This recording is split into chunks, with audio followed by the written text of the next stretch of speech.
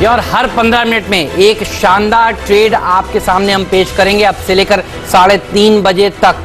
Technical experts हमारे साथ जुड़ेंगे, फंडामेंटल एक्सपर्ट्स हमारे साथ जुड़ेंगे। ट्रेड एट 2:15 ये पहला ट्रेड होगा। राजेश पालविया साहब एक्सिस सिक्योरिटीज के आपके सामने पेश करेंगे। ट्रेड एट 2:30 राहुल शर्मा आपके सामने पेश करेंगे जेएम फाइनेंशियल्स के। And trade at 2:45 Shrikant Chauhan पेश करेंगे कोटक सिक्योरिटीज के। फंडामेंटल गेस्ट सुदीप बंदोपाध्याय साहब हमारे साथ हैं और आशीष से जानेंगे कि कौन से वो इवेंट्स हैं जिनके ऊपर कल आपकी नजर जरूर होनी चाहिए।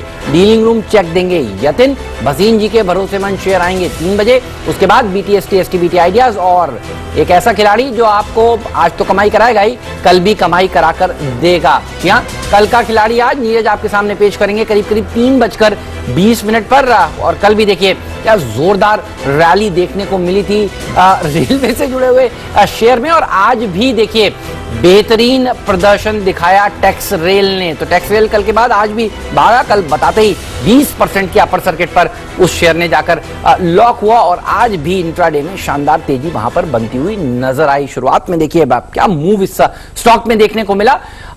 ये सब होगा इसी शो में और कुछ बड़े एक्सपर्ट्स के बयान भी आपको सुनवाएंगे। अगर आपने सुबह किसी वजह से नहीं देखा या नहीं आप देख पाए शंकर शर्मा साहब का क्या बयान है, वो इस तेजी को किस तरह से रीड कर रहे हैं, तो वो बयान भी आपके सामने हम जरूर रखने वाले हैं। लेकिन वीरू बहुत ही बढ़िया शुरुआत हुई है इस हफ्ते की। कल की तेजी के बाद देखिए बैंकिंग शेयरों से आज भारतीय बाजारों को सहारा मिल रहा है। कल भी भागे और आज भी जबरदस्त रैली यहां पर बनती हुई 250 पॉइंट ऊपर। जी हाँ, देखिए ऊपर भी है, स्टेबल भी है, स्ट्रांग भी है। और इनफैक्ट सुबह जो हमारा डिस्कशन हुआ था हेमंत, उसके मुताबिक बैंक निफ्टी याद रखिए लीडिंग इंडिकेटर था। इस वक्त अप्रोच क्या रखनी चाहिए, जरा मैं आपको बताता हूं कि डेटा क्या कहता है। याद रखिए जो पुश, जो थ्रस्ट, जो मजबूती और जो risk reward ratio bank Nifty में है वो शायद निफ्टी में उतना अच्छा नहीं था। मैं बताता हूं क्यों। याद रखिए निफ्टी अपने 200 डेमा से करीब 800 पॉइंट ऊपर था, लेकिन अभी बैंक निफ्टी अपने 200 डेमा यानी एक्सपोनेंशियल मूविंग एवरेज के नीचे है। तो आप समझ सकते हैं कि कितना रिवॉर्ड किसमें और कितना है। याद रखिए आज जो एक्सपायरी डेटा है वो ये कहता है, जो ऑप्शंस का है, कि 11,500, 550, 600 यहां पे करीब 34 लाख कॉल बिकी है। यानी 520, 530 के जोन में सप्लाई आएंगी। लेकिन 11,400 और 11,500 के बीच में 19 लाख पुट भी बिकी है। यानी 11,420 जो सुबह भी तय हुआ था और 410 एक शॉर्ट टर्म बेस के तौर पे काम करेगा इन आंकड़ों के मुताबिक।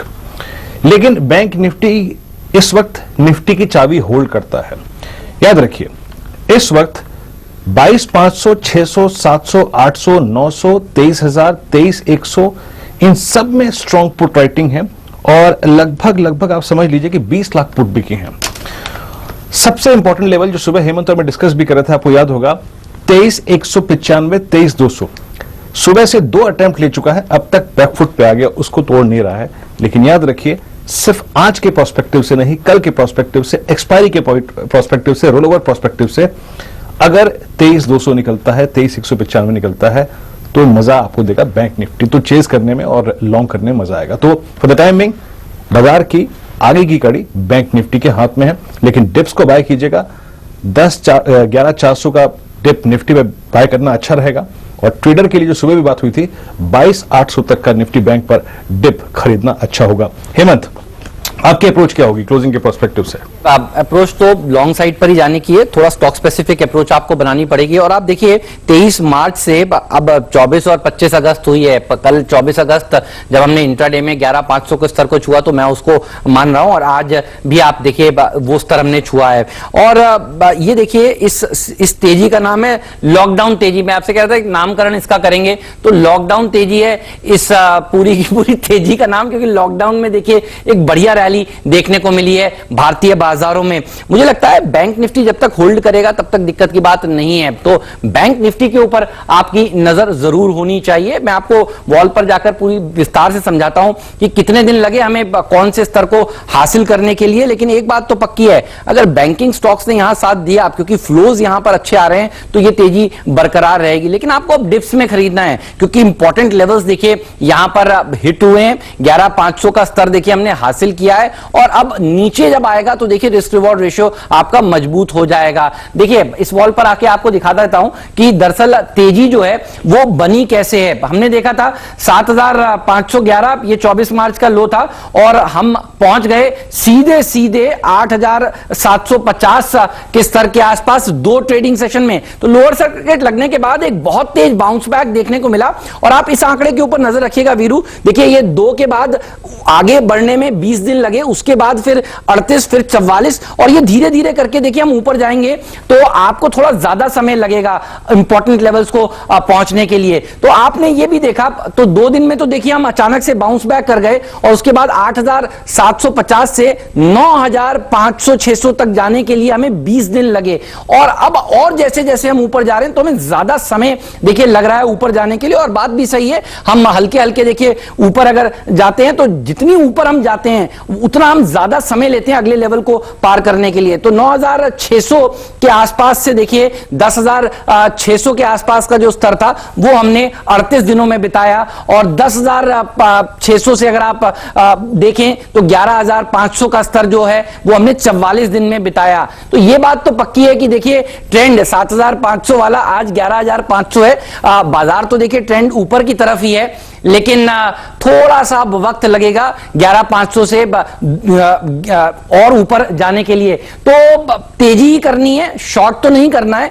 गिरावट हो तो खरीदारी करें, रिस्क रिवॉर्ड रेशियो वहां पर ज्यादा फेवरेबल नजर आ रहा है। तो हमने इसका नाम दिया लॉकडाउन तेजी। लॉकडाउन में तेजी हुई है और देखिए धीरे धीरे करके जैसे हम पूरी तरह से अनलॉक हो जाएंगे, जब वैक्सीन आएगा तो एक बार बाजार जरूर रुकेगा वीरू। तो ध्यान रखिए अगली सीरीज में फिर अगर वैक्सीन आ जाता है तो लोग बाग थोड़ी सी तेजी करना कम कर देंगे। तो ये शानदार रिटर्न्स देखिए जो आपको डॉक्टर साहब दिखा रहे हैं, लॉकडाउन में क्या पैसा बना है और शेयर बाजार में ही देखिए इतना बड़ा रिटर्न बना है। 24 मार्च से 24 अगस्त ये लॉकडाउन की तेजी में आप देखिए निफ्टी ने 53% के छप्पड़ फाड़ रिटर्न्स आपको कमाकर दिए। तो बहुत बढ़िया रहा है ये सेशन और थोड़ा बहुत प्रॉफिट बुकिंग देखने को मिलेगा। और ये देखिए आज भी आपको वीरू ऐसा देखा जा रहा है, ऊपर जाने के बाद थोड़े से हम सुस्ता रहे हैं, रुक रहे हैं। इसका मतलब ये कतई नहीं है कि यहां से बाजार रिवर्स हो गया है। इसका मतलब बस इतना ही है कि कुछ लोग प्रॉफिट बुक करेंगे और आपको गाड़ी में चढ़ना है जब ये थोड़ा सा नीचे आए। अब कहां तक आए ये हमारे टेक्निकल एक्सपर्ट्स आपको बताएंगे, उनसे समझ लेते हैं। पालविया साहब हैं, राहुल शर्मा जी हैं और श्रीकांत चौहान साहब भी हमारे साथ जुड़ने वाले हैं। आप सभी का स्वागत है। पालिया साहब बताइए व्यू क्या है मार्केट पर इस समय आपका? ऊपरी स्तरों से थोड़ा सा सेंसेक्स और निफ्टी लाल निशान में फिसले हैं लेकिन बैंक निफ्टी ने मोर्चा संभाले हुए हैं। गुड आफ्टरनून हेमंत जी, गुड आफ्टरनून वीरेन जी, गुड आफ्टरनून एवरीवन। बिल्कुल देखिए हेमंत जी 11,500 जो आपने एक टारगेट सेट किया था अगस्त सीरीज का और बिल्कुल वो तो अचीव होते हुए दिखा है। तो थोड़ा सा ठीक है कि हम 11,500 एक लेवल था जो कि काफी एग्रेसिव कॉल राइटिंग थी पूरी सीरीज में। तो एक जरूर मार्केट ने वहां जाके एक थोड़ा सा पॉज लिया, बट मुझे नहीं लगता कि यहाँ पे मार्केट रुकेगा क्योंकि अगर ब्रॉडर मार्केट देखे तो बाइंग एक्शन काफी अच्छी हो रही है सारे अक्रॉस द सेक्टर। और जिस तरीके का बिहेवियर मार्केट दिखा रहा है और कोई भी डिप आ रही है उसको बाइंग अपॉर्चुनिटी जैसा यूज किया जा रहा है मार्केट में, तो मुझे तो लगता है कि ठीक है, हो सकता है कि ये सीरीज के लिए हम 11,500 11,550 का एक लेवल है वहां तक जाके होल्ड करें। लेकिन मुझे लग रहा है कंटिन्यूटी रहेगी और यहां से मुझे लग रहा है 11,800 तक भी ये मूव एक्सटेंड होते हुए दिखना चाहिए। जिस तरीके से बैंक निफ्टी में जो ब्रेकआउट हुआ है 22,400-500 का जो रेंज का ब्रेकआउट हुआ है वो काफी इंपॉर्टेंट है। और अब मुझे लगता है कि ये बैंक निफ्टी ने जिस तरीके से ब्रेकआउट दिया है और ये सीरीज के आखिरी पड़ाव में ब्रेकआउट दिया है, तो मुझे लगता है बैंक निफ्टी ही अब यहां से निफ्टी को सपोर्ट देगी। और अगर जब जो देखे जो अंडर परफॉर्मेंस था बैंक निफ्टी का वो कहीं ना कहीं कैचअप रैली में बदलते हुए दिखेगा और जो गैप है और निफ्टी और बैंक निफ्टी में वो गैप कम होते हुए दिखेगी और बैंक निफ्टी यहां से लीड रोल प्ले करेगा निफ्टी और मार्केट को ऊपर लेके जाने में। तो बिल्कुल बाय ऑन डिप्स की स्ट्रेटेजी अडॉप्ट करना चाहिए। निफ्टी में 11,350 यहां से इंपॉर्टेंट सपोर्ट है, वहां पे ये स्टॉप लॉस ट्रेल कर लें जिनकी भी पोजीशन लॉन्ग साइड की है। बैंक निफ्टी में मुझे लगता है कि अब यहां से जो स्टॉप लॉस ट्रेल कर लेना चाहिए हायर साइड में वो होना चाहिए 22,600-700 की रेंज में। ऊपर के टारगेट मुझे लगता है 23,200 के बाद 23,800 तक आते हुए दिखना चाहिए। ओके, तो बैंक निफ्टी पर अगर आप देखें सेंटीमेंट ज्यादा पॉजिटिव है। इस वक्त राहुल शर्मा भी हमारे साथ हैं और शर्मा जी की खास कॉल से बातचीत करेंगे। 2:15 का वक्त भी हो गया, लेकिन उससे पहले राहुल की थीम को समझ लेते हैं। डेढ़ पौने 2 मिनट बाकी हैं। राहुल जी नमस्कार, ये बताइए थीम क्या है? इस बाजार में हर कोई इस वक्त बैंक निफ्टी को चेस कर रहा है, बैंकिंग स्टॉक फ्यूचर्स के ब्रेकआउट भी काबिल तारीफ हैं। आप क्या चेस कर रहे हैं इस वक्त? Cash stocks, bank stocks, pharma पे, आईटी पे झुकेंगे थोड़ा सा, आप करेंगे क्या इस वक्त? जी नमस्कार, नमस्कार वीरेंद्र जी और नमस्कार हेमंत जी। नमस्कार सर। इंग्लिश में कहावत है, markets eat ego for breakfast. तो आज का सबसे बड़ा गिव अवे टेक अवे यही है कि बड़े बड़े मंदोड़िए भी आज तेजी में आ गए हैं मार्केट के अंदर। तो ये कहीं ना कहीं दर्शा रहा है पूरे सीएनबीसी आवाज को। इसके लिए मैं बधाई देना चाहूंगा हेमंत जी और वीरेंद्र जी, आपको भी बधाई देना चाहूंगा। 11,500 के पार। देखिए सर, आपको पालविया साहब और देखिए ये सारे जितने भी एक्सपर्ट्स हमारे यहाँ आ रहे थे, सब कह रहे थे कि यहाँ पर बाजार रुकने वाला नहीं है। तो सर आप लोग सब बधाई के पात्र हैं। आप लोगों ने कॉन्फिडेंस हमारे दर्शकों का हमेशा बूस्ट रखा, ऊपर रखा, और इसीलिए देखिए आज सब लोग सीएनबीसी आवाज को चाहते हैं और आपको प्रेम देते हैं। ट्विटर पर देखिए सब आपके फॉलोअर्स लिखते रहते हैं कि थैंक यू इतने शानदार कॉल्स के लिए। तो आप सभी का सर, जितने भी हमारे पैनल पर गेस्ट आते हैं, आखिरी सौदा में, पहला सौदा में, दिन भर, सबकी देखिए राय यही थी कि यहां से बाजार घटने वाला नहीं है। तो सर आपको भी बधाई खूब खूब। शर्मा जी शुक्रिया। कल के सेशन पहला सौदा में हमने निफ्टी और एचडीएफसी लिमिटेड दिए थे, दोनों काफी खूब चले, प्रॉफिट बुक करना चाहिए। अब अगर पूरे मार्केट का स्टडी करें तो जब गाड़ी कोई पहाड़ के ऊपर चढ़ती है तो थोड़ा थोड़ा बीच में कर्व पे स्लो होना पड़ता है, गियर चेंज करना पड़ता है और एक तरह से वापस मोमेंटम बिल्ड करना पड़ता है। तो 11,500 का एक तरह से माउंट जो था वो निफ्टी ने अचीव किया है। थोड़ा बहुत कंसोलिडेशन यहाँ पे होना लाजमी है। आई थिंक छोटी मोटी डिप आएगी तो वापस से तेजी वालों के लिए अट्रैक्टिव हो जाएगा रिस्क रिवॉर्ड। बट सबसे अहम बात यह है कि जो तेजी की कमान थी वो एक तरह से बैंक्स के हाथ में आ गई है लास्ट 2 दिनों से। तो यहाँ पर बैंक निफ्टी में शानदार आउट परफॉर्मेंस है। आज का मेरा ट्रेड है 230 भी बैंक से ही है और इनफैक्ट एक हिंट दूंगा, 3 अक्षर का बैंक है जो मैं आज बाय करना चाहूंगा। और मुझे लगता है कि निफ्टी थोड़ा कंसोलिडेट करेगा, बैंक निफ्टी में बहुत बढ़िया मूवमेंट होना चाहिए आने वाले कुछ सेशंस में। चलिए अब बात करते हैं ट्रेड 215 की। राजेश पालविया हमारे साथ ये ट्रेड शेयर करेंगे। आज राजेश बताइए, आपने ट्रेड एट 215 क्या पे किया है? तो बिल्कुल जो थीम राहुल जी ने बताई, मैं भी उसी थीम के साथ ही हूं और बैंकिंग सेक्टर से ही मेरा स्टॉक है और आईसीआईसीआई बैंक जो लीडर बैंक है वही मेरा स्टॉक है आज के लिए ट्रेडेड 215।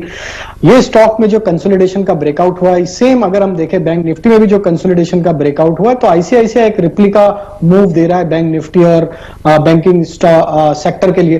तो मुझे लगता है कि आईसीआईसीआई बैंक को करंट लेवल से बाय करके चलना चाहिए जिस तरीके से इसमें ब्रेकआउट हुआ है, और अब बैंक निफ्टी को यहां से बढ़ना है तो आईसीआईसीआई का काफी लीड रोल रहेगा इस स्टॉक बैंक निफ्टी को ऊपर लेके जाने में।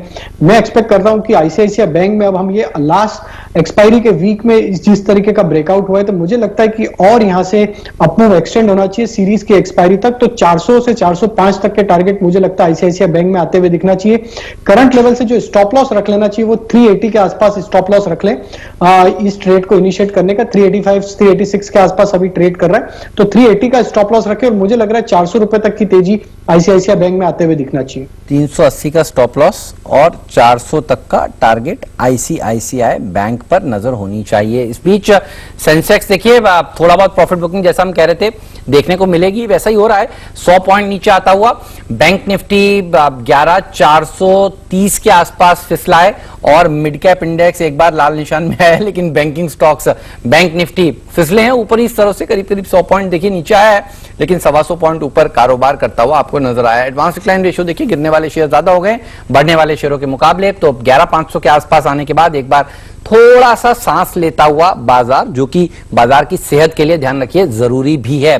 सुदीप बंदोपाध्याय साहब हमारे साथ जुड़ चुके हैं। सुदीप सर स्वागत है सीएनबीसी आवाज पर। बताइए आपका व्यू इस समय लाइफ एट 11,500 क्या फीलिंग है और कैसे अप्रोच कर रहे हैं आप मार्केट्स को इस समय? जी हेमंत, जैसे आप जिक्र कर रहे हैं और बाकी सारे जो हमारे मित्र हैं जो जिक्र कर रहे हैं, मार्केट में पॉजिटिव बायस बरकरार है और ये हम लोग नोटिस कर रहे हैं पिछले करीब 2-2.5 महीने से। और ये जो ट्रेंड है हम लोगों को लगता है ये ट्रेंड अभी चलता रहेगा। ओवरऑल देखिए हेमंत, जो लिक्विडिटी ग्लोबल मार्केट्स में इन्फ्यूज किया जा रहा है वो लिक्विडिटी जो एक रिस्क ऑन मूड ग्लोबल निवेशक का ट्रिगर कर रहा है और ये रिस्क ऑन मूड का बेनिफिट इंडियन मार्केट में जरूर आएगा और वही देखने को मिल रहा है। आप रूपी को देख लीजिए, कितना अच्छा एप्रिसिएशन कल हो गया। और ये जो लिक्विडिटी बढ़ रहा है, लिक्विडिटी आ रहा है, डॉलर इंडिया में आ रहा है, इसका बहुत पॉजिटिव असर है और वो उसका एक हिस्सा मार्केट रिफ्लेक्ट कर रहा है। दूसरी बात है, इंडिया का स्ट्रक्चरली अगर आप देखिए इकोनॉमी में मानसून अभी भी बहुत इंपॉर्टेंट रोल प्ले करता है और मानसून इस बार फॉर्चुनेटली बहुत अच्छा अभी तक प्रोग्रेस हो रहा है। करीब 9% ज्यादा रेनफॉल ओवरऑल हुआ है अब तक और ये स्टॉप स्टार्ट करके जो बारिश हो रहा है ये कल्टीवेशन के लिए बहुत अच्छा है बोला जा रहा है। तो ओवरऑल एक बम्पर क्रॉप पिछला सीजन में हमने देखा था और एक बम्पर क्रॉप का एक्सपेक्टेशन है। तो आई थिंक इकोनॉमी भी बहुत सारी दिक्कतें हैं आज के दिन में, लॉकडाउन के कारण, पैंडेमिक के कारण, बट गोइंग फॉरवर्ड इकोनॉमी में अच्छा खासा रिकवरी का माहौल बन रहा है और यही मार्केट को एक्साइट कर रहा है। अच्छा राहुल, एक चीज ये बताइएगा, थोड़ा सा एनालिसिस अब हम इस पर्सपेक्टिव से करते हैं कि अगर हम थोड़े से खुशनसीब रहे और हमें एक डिसेंट डिप मिल भी गया, अब आपने रोलोवर्स को एनालिसिस करना शुरू कर दिया होगा। आई मीन हम एक्सपायरी -3 डे पे खड़े हुए हैं। आपकी राय क्या कहती है कि रोलोवर्स जिस प्रकार के हैं इस वक्त, कुछ देर में मैं आपको थोड़ा वो डेटा भी दिखाऊंगा कि जो बेस्ट रोलोवर्स हैं, उसके मुताबिक इस पूरी रोलोवर प्रोसेस में और एक्सपायरी के बाद किन सेट ऑफ स्टॉक्स में आप जो डेरिवेटिव्स के हैं 141 स्टॉक्स, 142 स्टॉक्स नजर रखेंगे उस पर बताइए थोड़ा सा। जी बिल्कुल, देखिए ये महीने में, पूरे अगस्त महीने में जो दो सबसे स्ट्रॉन्ग सेक्टर्स थे, एक था मेटल्स और एक था मीडिया। तो सबसे पहले तो मैं इंटरेस्टिंग रहूंगा कि इस दो सेक्टर्स में रोल ओवर स्ट्रॉन्ग होते हैं कि नहीं, बिकॉज कंटिन्यूस तेजी होने के लिए इनमें रोल ओवर स्ट्रॉन्ग होना जरूरी है। सेकेंडली, बैंकिंग स्टॉक्स काफी अरसे से एक तरह से अंडर परफॉर्म कर रहे थे। ये हो सकता है कि बैंकिंग स्टॉक्स में रोल ओवर स्ट्रॉन्ग हो और ये भी हो सकता है कि जो नेट ओपन इंटरेस्ट है बैंकिंग स्टॉक्स का, बैंक निफ्टी का, वो रिलेटिवली अगर बेहतर डेटा आता है, तीन सेशन अभी भी बाकी है, काफी कुछ हो सकता है। आई थिंक वो ये दो एरियाज है जहां पर अगले महीने के लिए काफी सारा मार्केट एक इंडिकेशन देगा और बताएगा कि स्ट्रेंथ कंटिन्यू होगी कि नहीं होगी। निफ्टी में हो सकता है कि थोड़ी सी रोल ओवर्स के डेटा फ्लैट रहे, बट मुझे उम्मीद है कि बैंक निफ्टी में रोल ओवर स्ट्रॉन्ग रहने चाहिए। बैंक निफ्टी में रोलओवर्स आपको स्ट्रांग मिलने चाहिए और देखिए बैंक निफ्टी अभी भी 100 पॉइंट ऊपर है, अपने हाई से तो नो डाउट फिसला है, लेकिन हरे निशान के साथ ट्रेड करता हुआ आपको नजर आ रहा है। सुदीप सर, आपके फेवरेट बैंक्स कौन से होंगे? क्योंकि देखिए अभी कल ही हम लोग आखिरी सौदा में चर्चा ये कर रहे थे कि एक अच्छी खरीदारी बैंकों में देखने को मिलेगी, फुटसी की बाइंग, रीबैलेंसिंग की बाइंग की वजह से भी, और कल भी देखिए बैंक निफ्टी ने अच्छा प्रदर्शन दिखाया, आज भी यहां पर आउट परफॉर्मेंस साफ तौर पर देखने को मिल रही है। आपके फेवरेट बैंक्स बताइए, 2 या 3 जहां निवेशक इन्वेस्ट करके पैसा बनाए। देखिए, पहला बैंक जिसका मैं नाम लेना चाहूंगा हेमंत, वो है state bank of India. I think सारे लक्षण है स्टेट बैंक में आज के दिन में, और जैसे इन्होंने मूव किया है रिसेंटली, उससे 2-3 चीज साफ है। एक तो एसेट क्वालिटी में इंप्रूवमेंट आ रहा है और आने वाले दिनों में और भी अच्छा एसेट क्वालिटी होने की संभावना है। दूसरी बात मैं हाईलाइट करना चाहूंगा कि येस बैंक का जो रिवाइवल और जो बेल आउट, अब जैसे भी जो भी टर्म यूज करे, वो एक आज दिख रहा है कि एक सक्सेस की तरफ बढ़ रहा है और इसमें स्टेट बैंक का बहुत बड़ा हिस्सा है, बहुत बड़ा स्टेक है। तो यहां से भी इनको आने वाले दिनों में अच्छा खासा बेनिफिट होने की संभावना है। तीसरी बात है, इनके जो सब्सिडियरीज है, आप एसबीआई लाइफ की बात करें, जनरल इंश्योरेंस की बात करें, कार्ड्स की बात करें या म्यूचुअल फंड की बात करें, सारे सब्सिडियरीज का परफॉर्मेंस इंप्रूव हो रहा है। यहां से थोड़ा स्टेक सेल भी हो रहा है और उससे अच्छा खासा मुनाफा स्टेट बैंक के पास आ रहा है।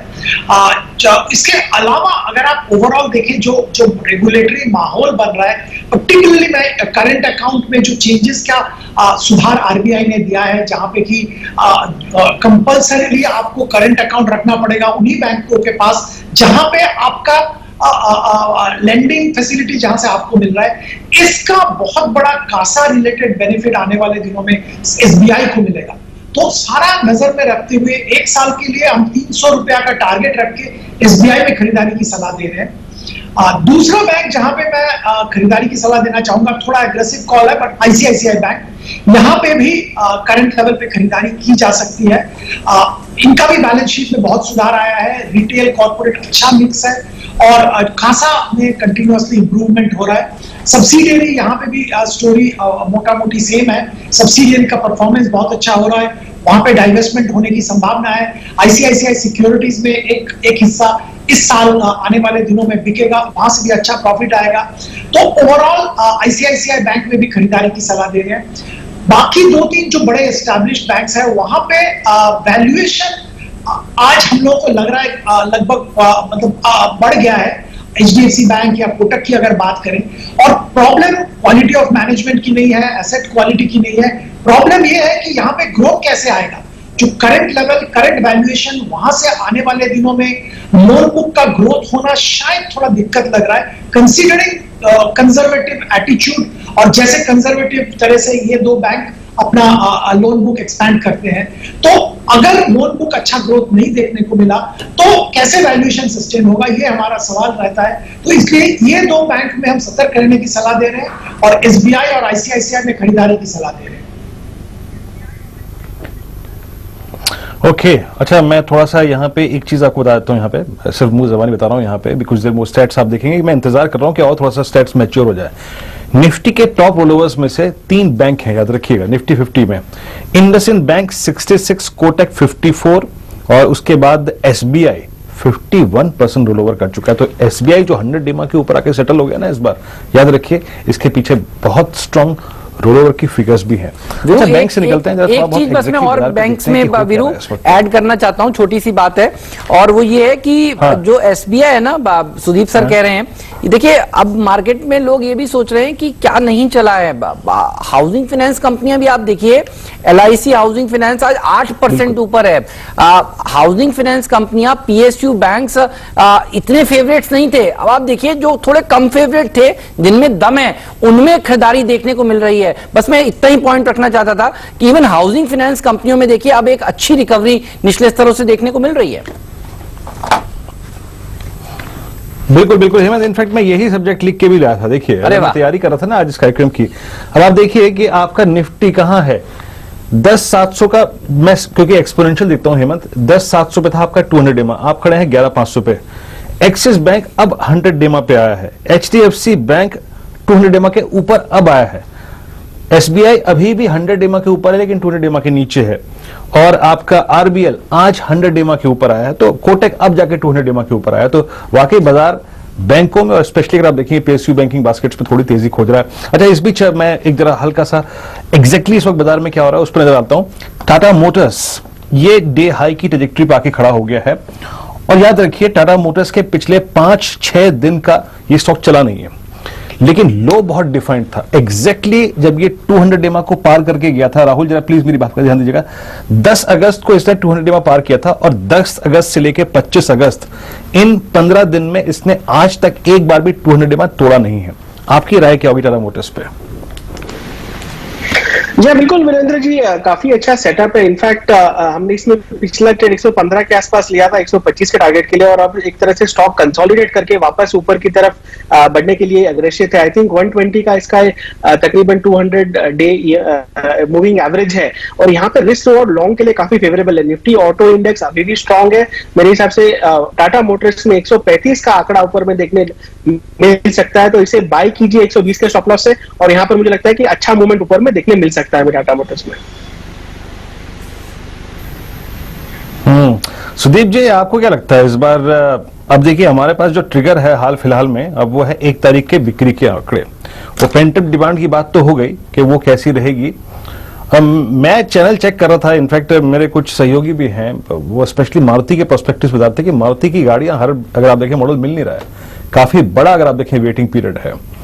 आपको क्या लगता है इस बार की सेल्स फिगर कैसी रहेंगी, और आपके प्रिफर्ड ऑटो स्टॉक्स क्या है इस वक्त? जी वीरेंद्र जी, आपने सही कहा है, एक पेंटअप डिमांड मार्केट में था, और वही हम देख रहे हैं कि अच्छा खासा पैसेंजर व्हीकल का जो डिमांड देखने को मिल रहा है, टू व्हीलर में भी अच्छा डिमांड देखने को मिल रहा है। तो हम लोग का भी उम्मीद ये है कि जो आंकड़े आएंगे अगस्त महीने के सेल्स के आंकड़े जो 1 तारीख को आएंगे, उसमें शायद एक पॉजिटिव एलिमेंट देखने को मिलेगा।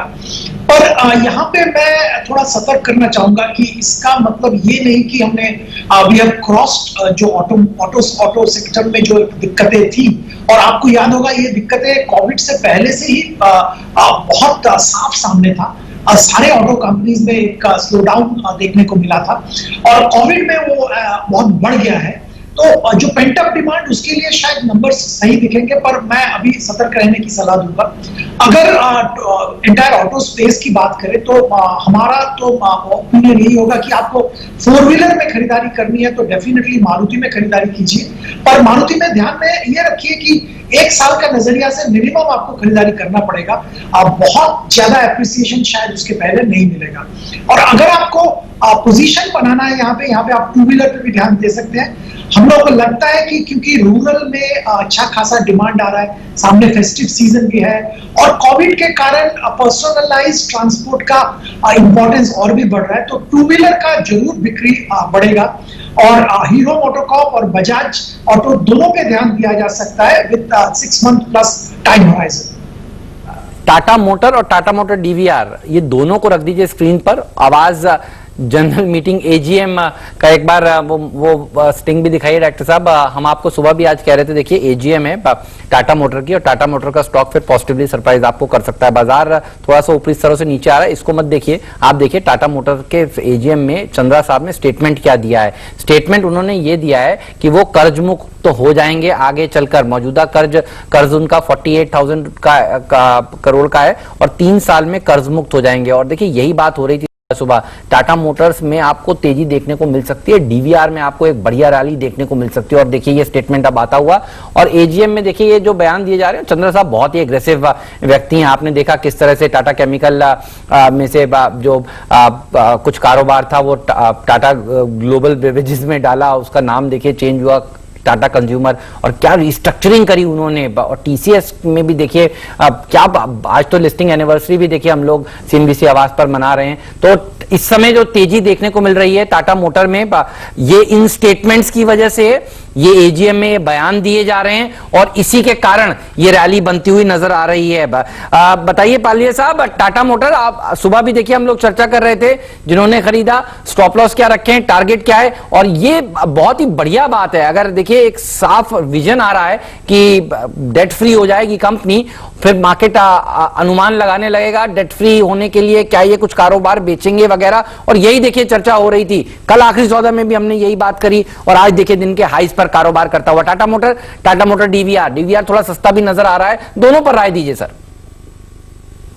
हेमंत जी बिल्कुल, टाटा मोटर में मुझे लगता है इमीडिएट टारगेट जो आना चाहिए 132 134 के टारगेट आते हुए दिखना चाहिए। आज ओपन इंटरेस्ट भी काफी अच्छा एग्रेसिव ओपन इंटरेस्ट देखने को मिला है स्टॉक में।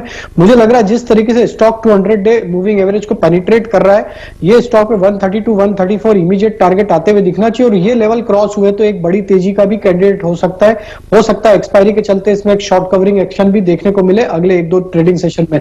यहां से जो स्टॉप लॉस बनता है टाटा मोटर का वो बनेगा 123 के आसपास।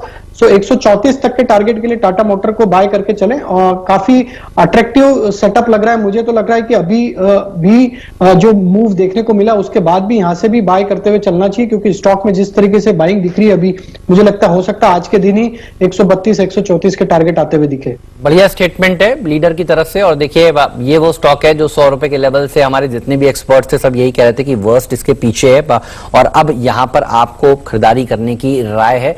और नतीजे आए थे, मुझे याद है उस दिन भी 100 रुपए का स्तर इसने तोड़ा नहीं, और उसके बाद से डॉक्टर साहब महीना भर भी नहीं हुआ इसके नतीजे आए हुए। दिखाइएगा 1 महीने का चार्ट, ताकि सब लोगों को समझ में हम क्या बता रहे हैं। डीवीआर में भी देखिए तेजी होती हुई, टाटा मोटर्स में भी बढ़िया रैली देखने को मिल रही है। तो एजीएम के स्टेटमेंट्स का असर टाटा मोटर में कर्जा कम होगा, ये वो स्टेटमेंट है जिसके चलते देखिए भागता हुआ केपेक्स जेएलआर में में कुछ कम किया है, इस तरह से आ रहा है। कैश पॉजिटिव हो जाएगा जेएलआर इस साल के बाद, तो जेएलआर के लिए भी देखिए एक बढ़िया स्टेटमेंट इस समय आता हो। तो धीरे धीरे करके देखिए सारे स्टेटमेंट्स आपकी स्क्रीन पर आ रहे हैं, और ये स्टॉक जो पालिया जी ने बताया 134 रुपए का स्तर ये बढ़ता हुआ। तो मैनेजमेंट की कमेंट्री सबसे ज्यादा इंपॉर्टेंट होती है। नतीजों वाले दिन भी देखिए मैनेजमेंट ने पॉजिटिव कमेंट्री पेश की थी और उसके बाद से हमारे एक्सपर्ट्स यहां पर बुलिश हो गए थे। चलिए, ये तो बात हुई टाटा मोटर डीवीआर पर। राहुल शर्मा जी का ट्रेड है 230 रह गया है। राहुल जी बताइए, आपने हिंट दिया था कि ये 3 अक्षर का कोई बैंक है, पीएसयू है, प्राइवेट है, क्या है बताइए, आप कौन से बैंक पर बुलिश हैं इस समय? जी हाँ, बिल्कुल 3 अक्षर का बैंक है, प्राइवेट बैंक है और ये बैंक कैश स्टॉक है। देखिए, बैंक्स में काफी अच्छा रुझान है, साथ ही में ओवरऑल मुझे लगता है कि पूरा सेक्टर ही अच्छा परफॉर्म करना चाहिए। आज का ट्रेड है 230 है। डीसीबी बैंक में कल के सेशन में तकरीबन 48 लाख शेयर्स की डिलीवरी मार्क हुई थी। वॉल्यूम्स भी काफी जबरदस्त थे और टेक्निकल सेटअप जो है वो काफी स्ट्रांग है। सबसे खास बात यह है कि छोटे बैंक्स में जो हेडरूम है वो काफी बड़ा है, तो in terms of percentage return जो है वो काफी बड़ा मिलेगा यहाँ से। बैंक निफ्टी में डेफिनेटली तेजी है, बैंकिंग स्टॉक्स में डेफिनेटली मूवमेंट अच्छा है, तो यहाँ पर जो छोटे बैंक है उनके हाथ में जाना चाहूंगा।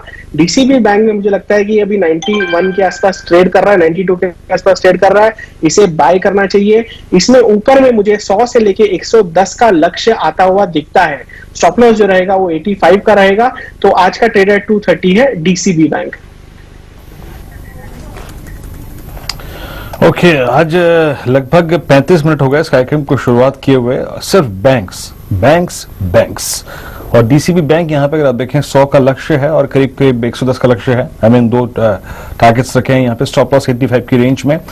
पिछले 3 दिन के जो उसके वॉल्यूम है, समझ लीजिए कि डीसीबी बैंक के ये, जी हाँ, समझ लीजिए कि टाइम था जुलाई 2019, यानी लगभग 1 साल के सबसे स्ट्रॉन्ग कंसेक्यूटिव 3 सेशंस में इसके वॉल्यूम रहे, जिसमें आज इसने अपने 100 डे मार्क को पार कर लिया है। बहुत शानदार चार्ट, बेस से बाहर निकल के आता हुआ। अच्छा, टाटा मोटर्स को एक बार फिर से देख लीजिए और अब 128.10 की ट्रैजेक्टरी में, फ्लैशेस के बाद आई थिंक अब ये 129 का हाई लगा, 128.80 का हाई लगा के आया। क्या गजब का मूव इस स्टॉक में आया है। अच्छा, इस बीच 1-2 स्टॉक्स और देख लीजिए, डे हाई की ट्रैजेक्टरी को छू रहे हैं। उसमें बजाज फाइनेंस भी है, साथ ही साथ अगर आप देखें तो इस वक्त टाटा मोटर्स और बजाज फाइनेंस ये डे हाई की ट्रैजेक्टरी में है। कुछ देर पहले हेमंत ने एक बात छेड़ी थी एनबीएफसीज की और एमएनएम फाइनेंस, एलआईसी हाउसिंग फाइनेंस अच्छा करते हुए। सुबह एचडीएफसी बैंक भी चला था, उस पर बात करेंगे, लेकिन पहले आशीष के पास चलते हैं और आशीष से बात पूरी कर लेते हैं। वो चीज जो कल बाजार को प्रभावित करेगी, कुछ स्टैट्स, कुछ नंबर्स, कुछ इवेंट्स। आशीष बताइए। देखिए, कल वेडनेसडे होगा तो हफ्ते के मिड पॉइंट पे हम लोग खड़े होंगे और जो बड़ी वाली मंथली एक्सपायरी है उससे पेनल्टीमेट वाला सेशन है, तो उस लिहाज से इंपॉर्टेंट होगा। रिजल्ट्स हैं आईजीएल और जिलेट इंडिया के। लक्ष्मी विलास बैंक की बोर्ड मीट है जिसमें फंड रेजिंग होनी है इक्विटी और बॉन्ड्स के जरिए। जिंदल स्टेनलेस की बोर्ड मीटिंग है, फंड रेजिंग और यहां पे भी प्रेफरेंशियल अलॉटमेंट करने का मूड। एसआईएस लिमिटेड, इस कंपनी के प्रोमोटर्स को कुछ माल बेचना है minimum public share holding norms को मीट करने के लिए, तो खुले बाजार में कल से लेकर सोमवार के बीच में 8,15,000 शेयर, ध्यान रखें, ऑफलोड होंगे। सैटर्न क्रेडिट केयर के राइट इशू कल बंद होने जा रहा है और एजीएम्स, अभी आप टाटा मोटर्स की एजीएम की चर्चा कर रहे थे, कल इसी समय शायद मारुति सुजुकी की एजीएम की चर्चा हो रही होगी और उसके अलावा यूनाइटेड स्पिरिट्स और यूनाइटेड ब्रेवरीज की भी एजीएम लाइंड अप है। यूनाइटेड स्पिरिट्स और यूनाइटेड ब्रेवरीज की एजीएम तो इंटरेस्टिंग हो गया आशीष, वो देख लेंगे कि क्या बात करते हैं। आज लोवर स्पिरिट के नंबर अच्छे आए, मैं और कोई मायने नहीं निकाल रहा हूं, लेकिन सोच रहा था। हाँ, नहीं सही है लेकिन आशीष की एक बात तो तारीफ करनी होगी वीरू, आप देख लीजिए बाजार ऊपर से चाहे नीचे आ गया, लेकिन जो सर्किट आशीष के कहने पर देखिए दर्शकों ने लगाया है मुंजाल शोभा में, वो सर्किट बीच में एक आध बार खुला और फिर लग गया। यानी लोग लाइन लगाकर आशीष जी के जैकपॉट को देखिए लोग ट्रैक करते हैं। और मुंजाल शोभा में क्या रैली देखने को मिली है आज के सत्र में, दिखाइए डॉक्टर साहब। आशीष जी का आज का जैकपॉट आइडिया था, बीच बीच में सर्किट खुलते हैं, लेकिन क्या है लोग लगे हुए हैं, बोले नहीं खरीदेंगे, ये तो कल भी भागेगा। शानदार आशीष, कैसे कर लेते हैं आप आशीष? और कल के लिए भी एक ये मैं सब इसलिए माहौल बना रहा हूं ताकि कल भी हमें एक जैकपॉट मिले। वीरू, ये कमिटमेंट आज इसी शो में लेना जरूरी है। आशीष, कल भी एक जैकपॉट है क्या? आज रात में अपडेट करूंगा आपको। हाँ वीरू, कुछ कह रहे हैं? शावा शावा, आज का स्टॉक का नाम है शावा शावा। शावा शावा, हाँ आज वो आज के स्टॉक का नाम है शावा शावा। आज का आशीष ने बहुत सही बड़े इंटरेस्टिंग, अगर आप देखें तो इनके, अगर आप देखें अब इस चक्कर में क्या हो गया, स्टॉक ढूंढने से पहले उसका हिंट ढूंढना पड़ता है। मूवी नहीं गजब, लेकिन शानदार बढ़िया रैली देखने को मिली है। सुदीप सर, ये ऑटो एंसिलरी शेयरों में भी तेजी है, ऑटो स्टॉक्स की हमने बात करी, ऑटो एंसिलरी स्टॉक्स ने भी बढ़िया प्रदर्शन दिखाया। अच्छा, टाटा मोटर पर आपका टेक क्या है? ये जो स्टेटमेंट्स अभी एजीएम से निकल कर आए हैं, डेट फ्री 3 साल में होने की बात चंद्रा साहब ने करी है, आप कैसे रीड कर रहे हैं इन स्टेटमेंट्स को सर? जो ये सब स्टेप्स लिए जा रहे हैं जरूर कंपनी के लिए अच्छा है, पर इसमें मेरा व्यू हेमंत थोड़ा डिफरेंट है। फंडामेंटल एक स्ट्रक्चर में चेंज आना चाहिए टाटा मोटर में। टाटा मोटर में बहुत जरूरत है एक स्ट्रॉन्ग ऑटोमोबाइल पार्टनर का। अब ये पार्टनरशिप कैसे होगा, क्या होगा, वो तो फ्यूचर ही बताएगा, पर जब तक ये नहीं होता है टाटा स्ट्रगल कर रहे हैं, और ये स्ट्रगल बहुत दिनों से चल रहा है। जेएलआर बहुत अच्छा ब्रांड है, पर एक अच्छा पार्टनर की जरूरत है। देखिए, आज के दिन में इलेक्ट्रिक व्हीकल का रेस बहुत आगे बढ़ गया है, और इस रेस में अगर आप नहीं हो तो लॉन्ग टर्म थोड़ा क्वेश्चन मार्क आ जाता है। मैनेजमेंट क्वालिटी ठीक ठाक है, प्रमोटर एक्सेलेंट क्वालिटी है, जो इनका इरादा है वो नेक है, पर I am not very very hopeful कि बहुत अच्छा नतीजा आने वाले दिनों में दिखने को मिलेगा, unless there is a structural change, कोई स्ट्रॉन्ग पार्टनर आए ऑटोमोबाइल एक्सपीरियंस के साथ। बात है तो आपके ऑटो एंसिलरी वाले जो सवाल है उसका मैं जवाब 2 शब्द में देना चाहूंगा। जी सर। मैं तो काफी बुलिश हूँ ऑटो एंसिलरीज में। यहां तक मैं कह सकता हूं कि मेरा बुलिशनेस ऑटो एंसिलरीज में ज्यादा है कंपेयर टू ऑटोमोबाइल्स आज के दिन में। हम लोगों को लगता है कि आने वाले दिनों में जब electric vehicles will become a norm globally, और जैसे कि यूरोप और यूएस में हो रहा है, तो ऑटो एंसिलरीज का पर कार जो कंपोनेंट आज के दिन में जाता है, कंपैरेटिवली कंपोनेंट का वैल्यूएशन बढ़ जाएगा और उनका बिजनेस भी बढ़ेगा। और यहाँ पे मदरसन सुमी का मैं जिक्र जरूर करना चाहूंगा, क्योंकि जो प्लास्टिक कंपोनेंट बनाने वाली जो दिग्गज कंपनी इन्होंने यूरोप में लास्ट ईयर एक्वायर किया है, जो कि सारे ग्लोबल इलेक्ट्रिक कार मैन्युफैक्चरर्स को और टॉप एंड मैन्युफैक्चरर्स को सप्लाई करता है, that will play a big role. Battery companies का मैं जिक्र करूंगा, क्योंकि बैटरी का इंपॉर्टेंस इलेक्ट्रिक कार में बहुत बढ़ेगा। तो लॉन्ग रन में battery companies, auto component companies जिनका प्लास्टिक कंपोनेंट पे ध्यान है, उस कंपनीज पे जरूर नजर रखनी चाहिए। चलिए, तो इस बीच ये है मदरसन सुमी पे आपका आउटलुक। चलिए, अब मैं जरा 2 स्टॉक्स लेके आता हूं। राहुल, जरा ध्यान दीजिएगा, यूनाइटेड स्पिरिट्स और यूनाइटेड ब्रेवरीज दोनों स्टॉक्स लेके ये स्क्रीन पे पैरेलल रखिएगा। बड़ा अगर आप देखें रोचक सा बिहेवियर है। जिस वक्त यूनाइटेड ब्रेवरीज को चलना चाहिए था, ये उस टाइम गिर रहा था, स्पिरिट्स को गिरना चाहिए था, ये चल रहा था उस वक्त। और अब जब अक्टूबर के महीने में हम जाने वाले हैं, सितंबर दिल्ली एनसीआर में और सेंट्रल इंडिया में थोड़ा ठंडा माहौल होता है, अब आप देखिए यूनाइटेड स्पिरिट्स गिर रहा है और यूनाइटेड ब्रेवरीज चल रहा है। अजीब सा अगर आप देखें बिहेवियर है। और यूनाइटेड ब्रेवरीज याद रखिएगा, ये आप समझ लीजिए कि फरवरी के बाद पहली बार जाके अपने 200 डेमा को किस कर रहा है। अच्छा, इन स्टॉक से आप वाइल्ड मूव की एक्सपेक्टेशन रख सकते हैं। राहुल, आपकी अप्रोच क्या होगी? यूनाइटेड ब्रेवरीज 200 डेमा को छू रहा है और याद रखिए ये जुलाई के सप्लाई जोन को पार करने की तैयारी कर रहा है। कैसे अप्रोच करेंगे आप इन दोनों स्टॉक्स को? जी हाँ, बिल्कुल। यूबीएल का जो डेटा है वो काफी स्ट्रांग है और मोमेंटम भी है स्टॉक के फेवर में। तो आई थिंक ट्रेडिंग के लिहाज से मेरे हिसाब से यूबीएल यहाँ पे बेटर पिक होगा। 200 डीएम क्रॉस करने के बाद आई थिंक स्टॉक में एक तरह से जो इसका शॉर्ट टर्म ट्रेजेक्टरी है वो चेंज हो जाएगी, जहां पर ऊपर में 1100 रुपए के लक्ष्य अचीव करने की कोशिश करेगा। तो मेरे हिसाब से 1040 के स्टॉप लॉस से यूबीएल लिया जा सकता है। साथ ही में आई थिंक मैकडॉवेल में आई थिंक अगर बाय एंड होल्ड कैश में करना है तो यहाँ पे रिस्क रिवॉर्ड फेवरेबल है। तकरीबन 5% के स्टॉप लॉस से आई थिंक इसे लेके बाय एंड होल्ड करना चाहूंगा, बल्कि मोमेंटम जो है वो यूबीएल के फेवर में है। तो मोमेंटम तो यूबीएल के फेवर में, बिल्कुल साफ बात है। और देखिए मोमेंटम इस समय बैंक निफ्टी के भी फेवर में है। बैंक निफ्टी धीरे धीरे करके देखिए 100 पॉइंट रिकवर हो चुका है, बीच में नीचे गया और रिकवरी, और यही फिर अब देखिए निफ्टी को ड्राइव करता हुआ आपको नजर आ रहा है। डॉक्टर साहब एक बार एडवांस डिक्लाइन रेशियो दिखाइए, वापस से देखिए बढ़ने वाले शेयर थोड़ा सा अब ज्यादा होते हुए नजर आ रहे हैं। मिड कैप इंडेक्स आपको बता दूं हरे निशान में आ चुका है। जब हमने कार्यक्रम की शुरुआत की थी तब मिड कैप इंडेक्स जो था देखिए लाल निशान में फिसल गया था। तो धीरे धीरे करके देखिए वापस से अब हरे निशान वाली जो सूची है, देखिए ये लकीर है, ये देखिए अब वापस इंटरसेक्ट करने की कोशिश कर रही है। तो आज सुबह से हमने देखा था काफी समय गिरने वाले शेयर ज्यादा रहे। अब जाते जाते अगर आप देखें ये 1000 हो चुके हैं बढ़ने वाले शेयर, 1300 हालांकि अभी भी गिरने वाले शेयर हैं, लेकिन ये स्थिति जो है वो सुधर रही है। अब डॉक्टर साहब दिखाइए मिड कैप इंडेक्स का आप चार्ट, ताकि समझ में आए कि दरअसल मिड कैप्स में एक बढ़िया रिकवरी देखने को मिल रही है। तो बैंक निफ्टी 200 पॉइंट ऊपर डबल सेंचुरी लगाता हुआ फिर से, और मिड कैप इंडेक्स वापस से देखिए हरे निशान में फिसला, और फिसलने के बाद ये देखिए अब ये उछलता हुआ नजर आ रहा है। तो संकेत तो बहुत बढ़िया है। मेरे साथ अब यहां पर यतिन माइका पोके तैयार हो रहे हैं, वो आपको बता देंगे कि कौन से चर्चा सबसे ज्यादा डीलिंग रूम्स में हो रही है। ये देखिए आपको यतिन दिखेंगे गुलाबी रंग की शर्ट में, और श्रीकांत जी भी हमारे साथ जुड़ चुके हैं। ट्रेड एट 245 भी उनसे लेना है, 3 मिनट हैं, 2 मिनट हैं अभी ट्रेड एट 245 के लिए। तो श्रीकांत जी पहले अपना मार्केट का व्यू बताइए, और 11,500 की आपको भी ढेरों शुभकामनाएं। थैंक यू हेमंत जी, और इनफैक्ट आप सभी के लिए भी ये काफी बड़ी बात है, क्योंकि 11,500 का लेवल इतनी जल्दी आना वो काफी बड़ी बात है, और आपने काफी अच्छी तरीके से उसे राइड किया है। तो आप सभी को बहुत सारी ढेर सारी शुभकामनाएं, और ऐसा ही तेजी का दौर चलते रहे, हम यही सोचते हैं और यही विश कर रहे हैं।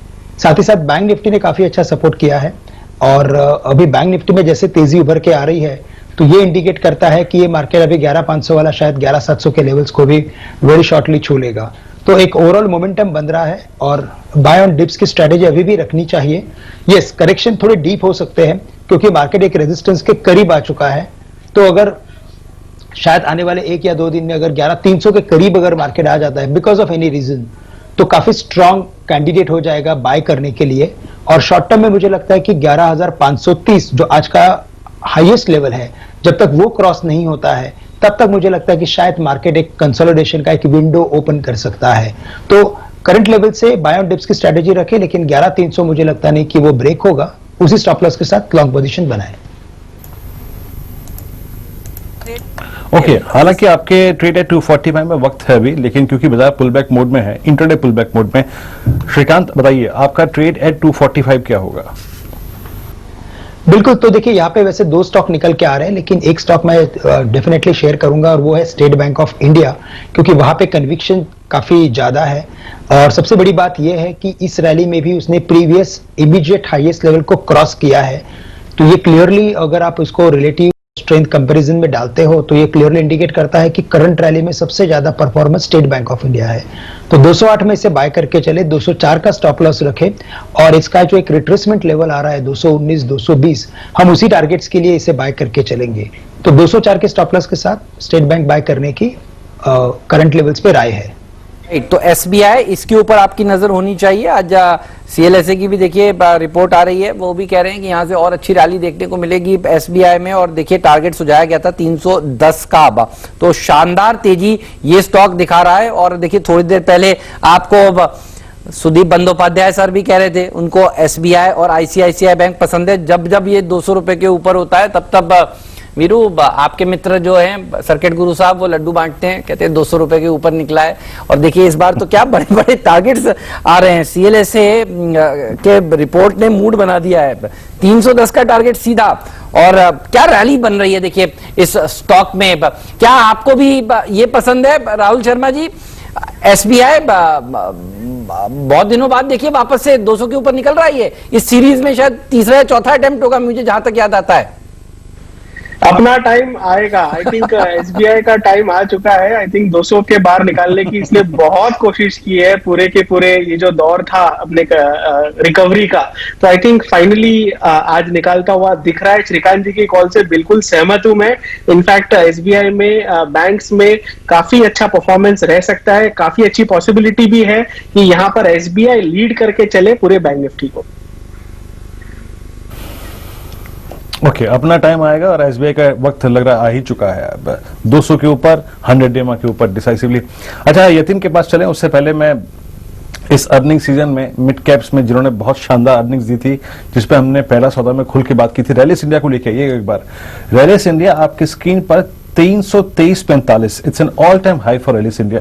एग्री केमिकल स्पेस पे हमने खूब बात भी की थी, इसका अर्निंग सीजन में नंबर्स बहुत स्ट्रांग थे। 323.60, it's all time high for Rallis India. क्या गजब के नंबर्स थे, और गजब के नंबर्स पे गजब रिएक्शन इस स्टॉक ने दिया है। इस पे आएंगे लौट के, लेकिन पहले चलते हैं यतिन के पास। सर यतिन बताइए, लार्ज कैप में कहां पर डीलर्स की नजर किन किन स्टॉक्स पे है? Good afternoon Virendra. देखिए, आप और हेमंत तो बात कर रहे थे बैंक्स की, तो बैंक स्टॉक्स पे ही रखते हैं नजर, क्योंकि डीलिंग रूम्स का एक फेवरेट स्टॉक है जहां ज्यादा मोमेंटम हमको देखने मिलता है, वो है इंडसइंड बैंक।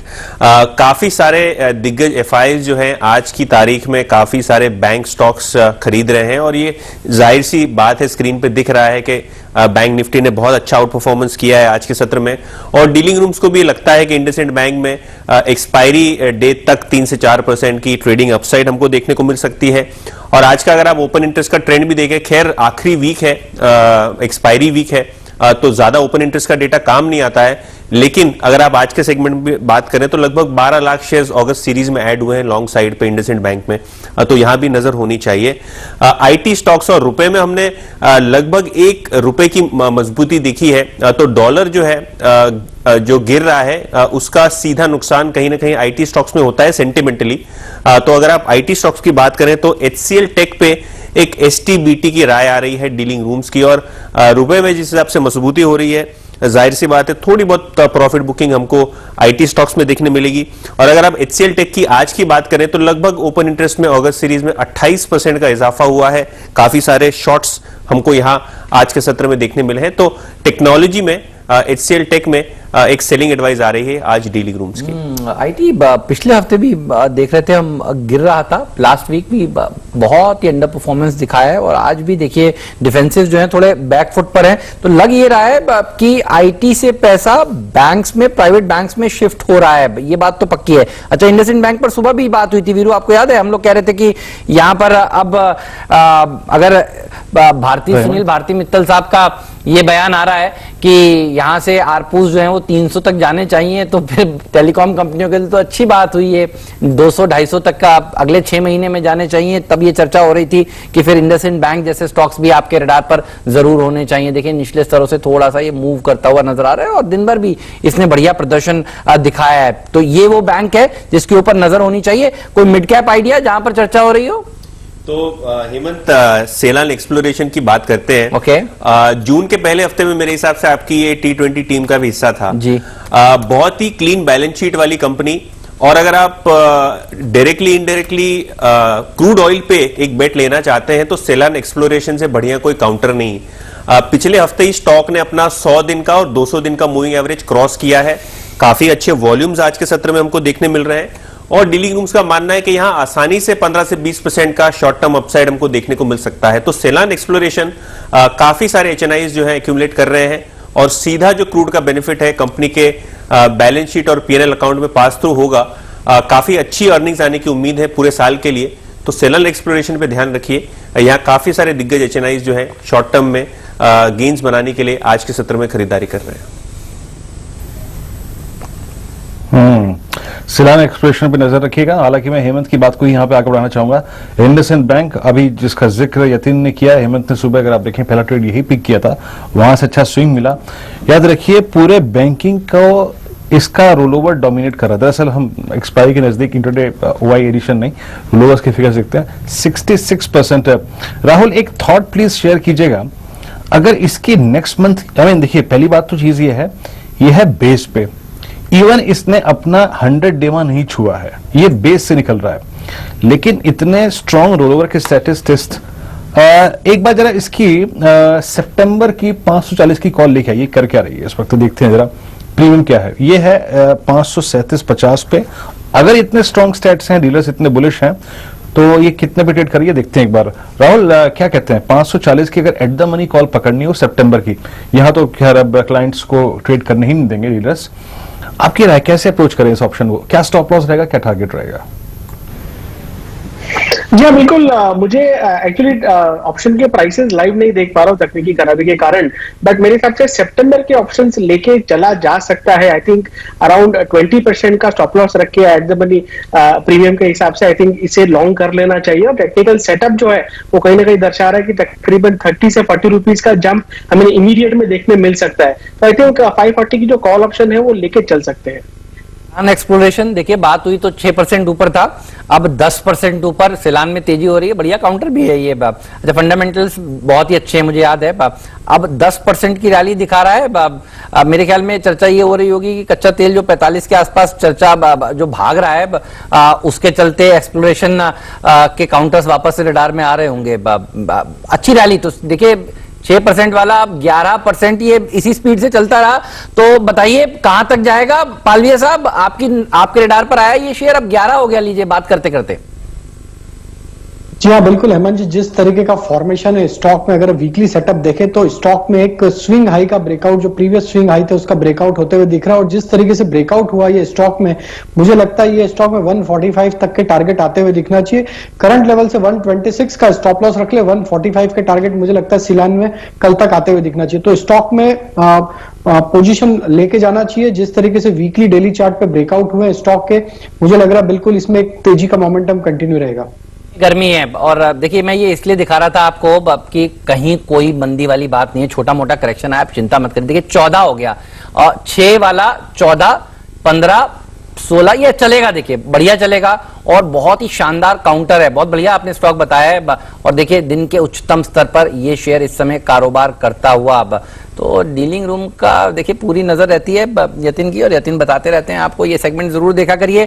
कल यतिन ने, मुझे याद है, सबसे पहले यहां पर इसी सेगमेंट में यहीं पर बता दिया था कि आपकी बैंक, प्राइवेट बैंक पे नजर होनी चाहिए। और जो रीबैलेंसिंग हो रही है सूचकांकों की, उसके चलते देखिए बैंकों में तेजी होगी। यतिन, थम्स अप उस बढ़िया कॉल के लिए। और यस्टरडे हमने डीसीबी बैंक भी बोला yes. था, वो भी 7-8% ऊपर है। तो कैसे कर लेते हैं यतिन?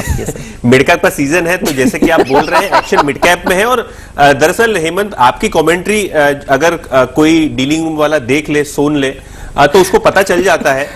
इतने दिन से मुझे लगता है पूरे स्ट्रीट पे आप ही बोल रहे थे 11,500 11,500 11,500, और वो आ गया। देखिए तो क्या है, डीलिंग रूम सीएनबीसी आवाज देखते हैं और हमारे व्यूज को रिस्पेक्ट करते हैं। बिल्कुल सही बात है। राहुल शर्मा जी ने डीसीबी बैंक बोला है, और डीसीबी बैंक भी देखिए बताया गया था। डीसीबी बैंक को अभी एक हमने दर्जा भी दिया है।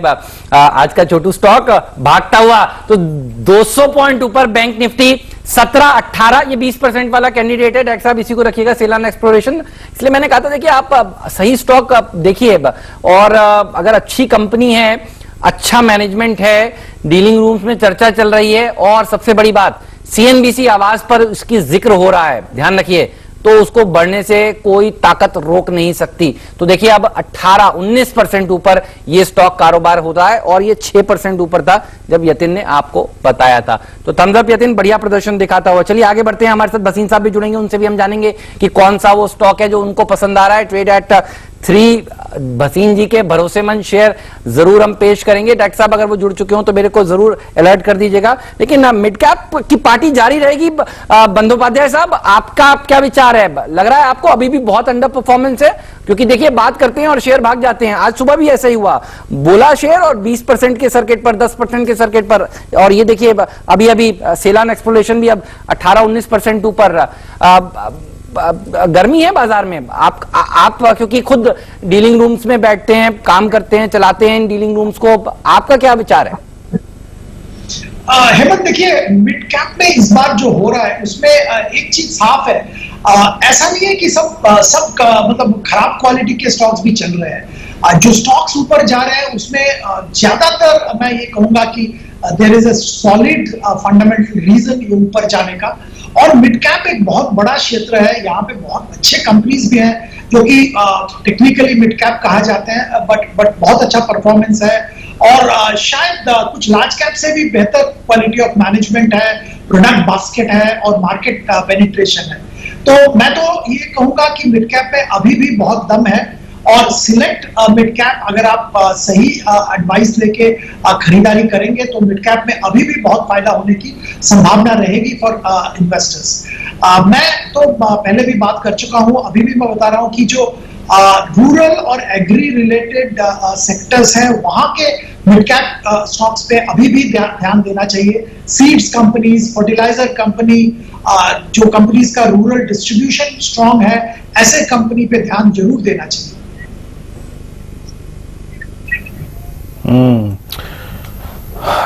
एक दो स्टॉक्स और छू लेते हैं जहां पे अच्छे मूव आ रहे हैं इस वक्त। वो स्टॉक्स जो कि इस सीरीज के हाई पे हैं, याद रखिए।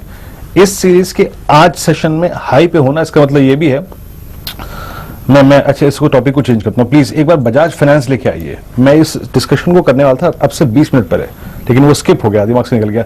राहुल, एक बार आप बजाज फाइनेंस को देखिए। ये आई थिंक एक टिपिकल बहुत स्ट्रॉन्ग रेंज ब्रेकआउट है। मैं सुबह इसकी 3600 की कॉल में बात करने वाला था, लेकिन उसमें अगर आप देखें मेरे को वो नहीं मिल रही थी, लिक्विडिटी नहीं मिल रही थी। अब आप कैसे अप्रोच करेंगे? ये इसका रेंज ब्रेकआउट है बहुत स्ट्रॉन्ग। प्लीज एनबीएफसीज में सबसे स्ट्रॉन्ग अगर आप देखें बिहेवियर इस वक्त इसका नजर आ रहा है। कैसे अप्रोच करेंगे आप इस स्टॉक को? बजाज फाइनेंस मेरा फेवरेट स्टॉक है और इसमें काफी हफ्तों के बाद में इसने एक 3580 का लेवल आज निकाला है और जो हिसाब से इसमें आज सेटअप है, आई थिंक क्लोजिंग भी उसके ऊपर ही रहेगी। तो ये एक बहुत ही स्ट्रॉन्ग संकेत है और एक तरह से इसका जो पैटर्न था उससे ब्रेकआउट कंफर्म हुआ है। सबसे इंपॉर्टेंट बात यह है, ये जो ब्रेकआउट आया है अच्छी वॉल्यूम्स के साथ आया है। अगर डेरिवेटिव्स की मैं बात करूं तो आज फ्रेश एडिशन फ्यूचर्स में देखने मिला है। तो सारा का सारा डेटा जो है वो यही बता रहा है कि स्टॉक जो है अभी 38-3900 के लिए ऊपर में तैयार हो गया है टारगेट अचीव करने के लिए। अगर किसी को यहां पर भी बाय करना है तो मेरे हिसाब से 3500 के स्टॉप लॉस से बजाज फाइनेंस को बाय करके चलना चाहिए। इसमें ब्रेकआउट की मोहर लगाइए। मेरे हिसाब से 3800 से 3900 तक के लेवल ऊपर में हमें देखने मिल सकते हैं। से 3900 के मुझे बिल्कुल ठीक से याद है, आपका फेवरेट स्टॉक है। कई बार आपने यहां पर तेजी करने की राय इस सीरीज में दिया है और 2 दिन पहले बल्कि कल के दिन में आपके जो मित्र हैं सर्किट गुरु साहब राजेश सतपुते जी, उन्होंने इसको सुझाया था और उनका टारगेट आ चुका है। तो इसलिए टारगेट हिट की मोहर, इसका मतलब ये नहीं है कि आप प्रॉफिट बुक कर लें। ये लंबी वाली रेस का घोड़ा है।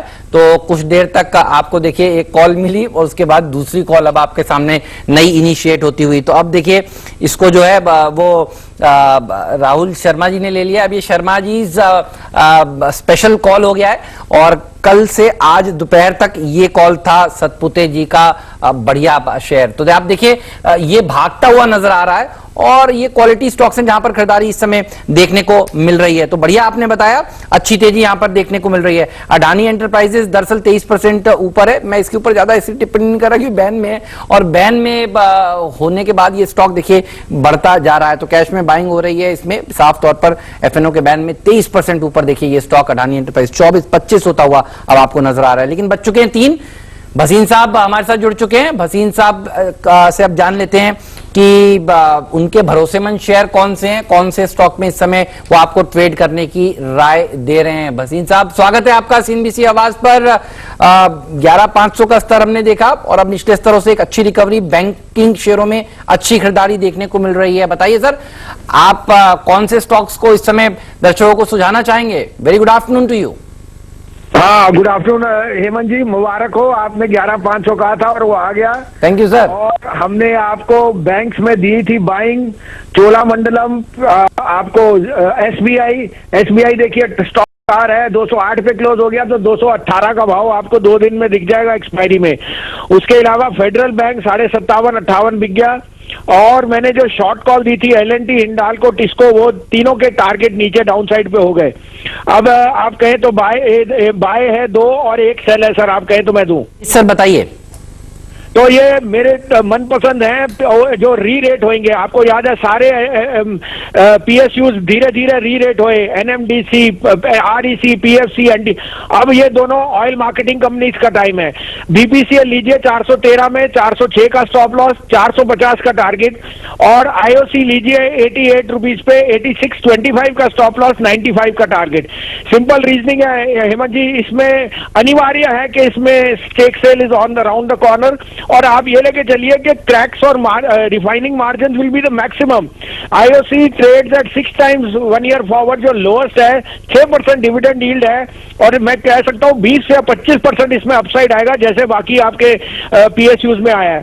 सेल साइड पे है सर, सीमेंट वीक लग रहा है। एसीसी है 1405.10 में 1428 का स्टॉप लॉस, 1360 का टारगेट।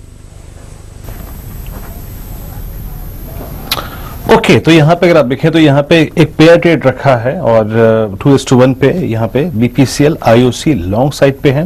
और एसीसी यहां पर शॉर्ट साइड में रखा है उन्होंने, सीमेंट में थोड़ी सी उनको टर्बुलेंस वगैरह साइड में लग रही है।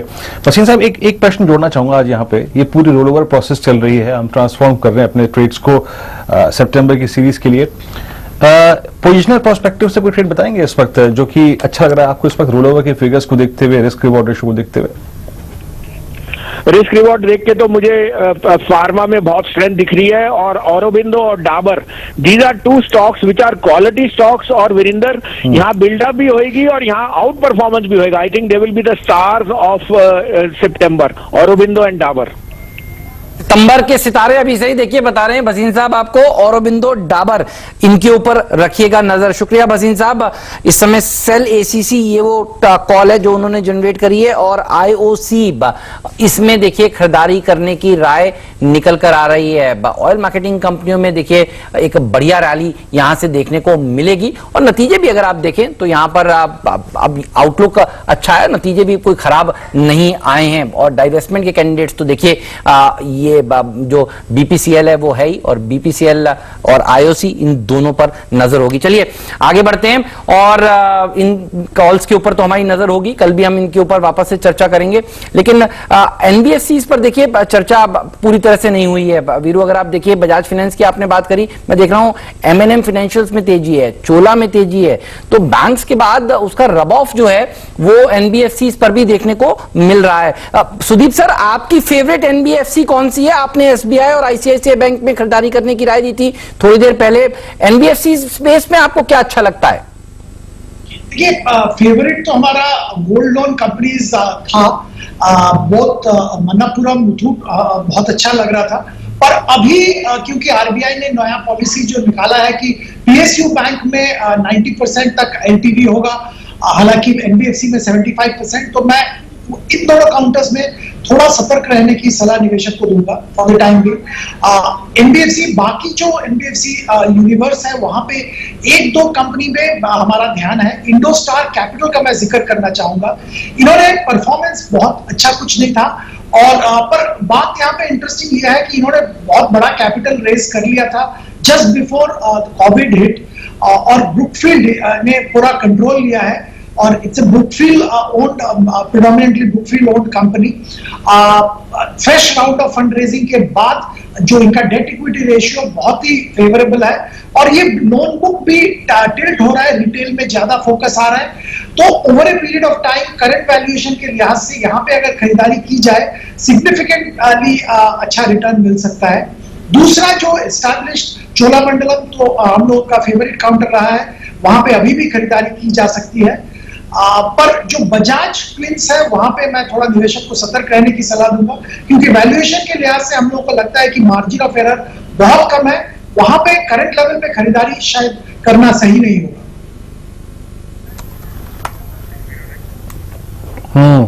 इस बीच आप देखिए एक टेक चेक भी लेते हैं इस पूरे स्पेस में। आई थिंक अब चलिए बीटीएसटी ट्रेड का लेने का समय हो गया, मैं थोड़ा सा उस पर फोकस कर लेता हूं। राहुल, बीटीएसटी ट्रेड, आपका पहला बीटीएसटी ट्रेड क्या होगा जिसे आप कैरी करना चाहेंगे? ये वीरेंद्र जी, बीटीएसटी के लिए मैं बजाज फाइनेंस के साथ ही जाना चाहूंगा। ये स्टॉक ने ब्रेकआउट दिया है स्ट्रॉन्ग वॉल्यूम्स के साथ में, काफी ऊपर क्लोज हो रहा है। मेरे हिसाब से इसमें जो एक ऊपर का 38-39 का टारगेट था, आई थिंक वो वापस इनिशिएट हुआ है, तो इसे बीटीएसटी के लिए बाय कीजिए 3550 के स्टॉप लॉस से। कल के सेशन में तकरीबन 3750 का लेवल आता हुआ दिखता है। बीटीएसटी बजाज फाइनेंस बढ़िया शेयर आपने चुना है, और अच्छी रैली दिखाएगा। देखिए अभी थोड़ी देर पहले इसकी बात हुई थी, और वहां से भी देखिए और ऊपर की तरफ ये बढ़ता हुआ। अब तो आपका टारगेट 3800 3900 का आपने दिया था, और कल मेरी नजर फिर इसके ऊपर रहने वाली है। शर्मा जी स्पेशल है बजाज फाइनेंस। पालविया जी, आपका कौन सा बीटीएसटी कैंडिडेट है? तो हेमंत जी, मेरा बीटीएसटी रहेगा हेवल्स पे। हेवल्स का सेटअप देखें तो स्टॉक में जिस तरीके का ब्रेकआउट हुआ और आज जिस तरीके की बाइंग एक्शन पिछले आधे घंटे में देखने को मिली है, मुझे लगता है कि ये स्टॉक में एक यहां से अच्छा पॉजिटिव मोमेंटम आते हुए दिखना चाहिए। 675 680 तक के टारगेट मुझे लगता है हेवल्स में देखने को मिलेंगे कल के सेशन में। तो आज इसको अभी करंट लेवल पे बाय करेंगे, 651 के स्टॉप लॉस से बाय करेंगे, 675 680 के टारगेट होंगे हेवल्स में। ओके, हेवल्स अगर आप देखें, और श्रीकांत मैं आपका ट्रेड भी लूंगा, लेकिन उससे पहले हल्का सा एक टच बेस करना चाहता हूं। टेक महिंद्रा पे न जाने क्या हुआ है, जिसे कहते हैं ना baking the trend. Nifty IT कुछ और करता हुआ डे लो की ट्रेजेक्टरी में और टेक महिंद्रा डे हाई की ट्रेजेक्टरी में। और याद रखिएगा टेक महिंद्रा का आज का हाई जो है, ये मतलब जैसे आज निफ्टी ने 11,500 छुआ, पिछले 4-5 महीने का हाई, ये टेक महिंद्रा का 4-5 महीने का हाई है। तो अच्छा करता हुआ टेक महिंद्रा। श्रीकांत, आपका बीटीएसटी ट्रेड क्या होगा बताइए। वीरेंद्र, आपने मेरे मन की बात छीन ली है। टेक महिंद्रा ही मेरा बीटीएसटी ट्रेड है और उसका रीजन काफी क्लियर है कि उसमें वॉल्यूम भी काफी अच्छे है, प्राइस पैटर्न काफी अच्छा है और अगेंस्ट द ट्रेड चल रहा है। साथ ही साथ अगर आप इसके वीकली मंथली चार्ट को देखते हो तो ये बात क्लियरली समझ में आ रही है कि ये स्टॉक 800 रुपए के काफी नजदीक जा सकता है आने वाले दिनों में। तो करंट लेवल से यकीनन इसे बाय किया जा सकता है। आई थिंक 738 737 के करीब ये ट्रेड कर रहा है। हमें यहाँ पे स्टॉप लॉस रखना पड़ेगा 730 रुपए का और जो इमीडिएट टारगेट्स है वो रहेंगे 755 के। पर मुझे लगता है 1 या 2 दिन में शायद ये स्टॉक 765 से लेकर 770 के लेवल्स को भी छू सकता है। तो ये वेरी स्ट्रॉन्ग कैंडिडेट है, इसे करंट लेवल से बाय करके चले। श्रीकांत जी, जब भी देखिए आते हैं तो टेक महिंद्रा की बात ना हो ऐसा तो हो ही नहीं सकता। डॉक्टर साहब एक बार 3 महीने का 6 महीने का चार्ट दिखाइए टेक महिंद्रा पर। कुछ स्टॉक्स होते हैं जिस पर हाथ सेट होता है। श्रीकांत जी, मैं गलत कह रहा हूं? कई बार आप इस शो पे आते हैं और टेक महिंद्रा पर आपने बात हमेशा करी है और ये कॉल आपका हमेशा से सही गया है। आप देखिए 3 महीने में दर्जनों बार आप आए, आपने कहा टेक महिंद्रा खरीद लो, भागेगा और देखिए ये 3 महीने का रिटर्न 42% का रिटर्न टेक महिंद्रा का छोटा नहीं होता। क्या मैं ठीक कह रहा हूं? कितनी बार आपने सजेस्ट किया होगा ये शेयर इसी में बीटीएसटी के तौर पे? बिल्कुल, मुझे लगता है कई बार पोजिशनल ट्रेड्स दिए हैं, बीटीएसटी ट्रेड दिए हैं। और हेमंत जी, सबसे बड़ी बात क्या होती है कि जो एक मोमेंटम में आ जाता है ट्रेड या तो जो एक ट्रेंड में आ जाता है ना, उसमें अगर आप बार बार ट्रेड करते हो तो वो काफी इजी हो जाता है और इनफैक्ट वो चलता है। तो और इस बार का मार्केट अगर आप देखेंगे तो एक वन साइड ऊपर जा रहा है और जो भी अच्छे स्टॉक है उन सभी को सपोर्ट मिलते जा रहा है।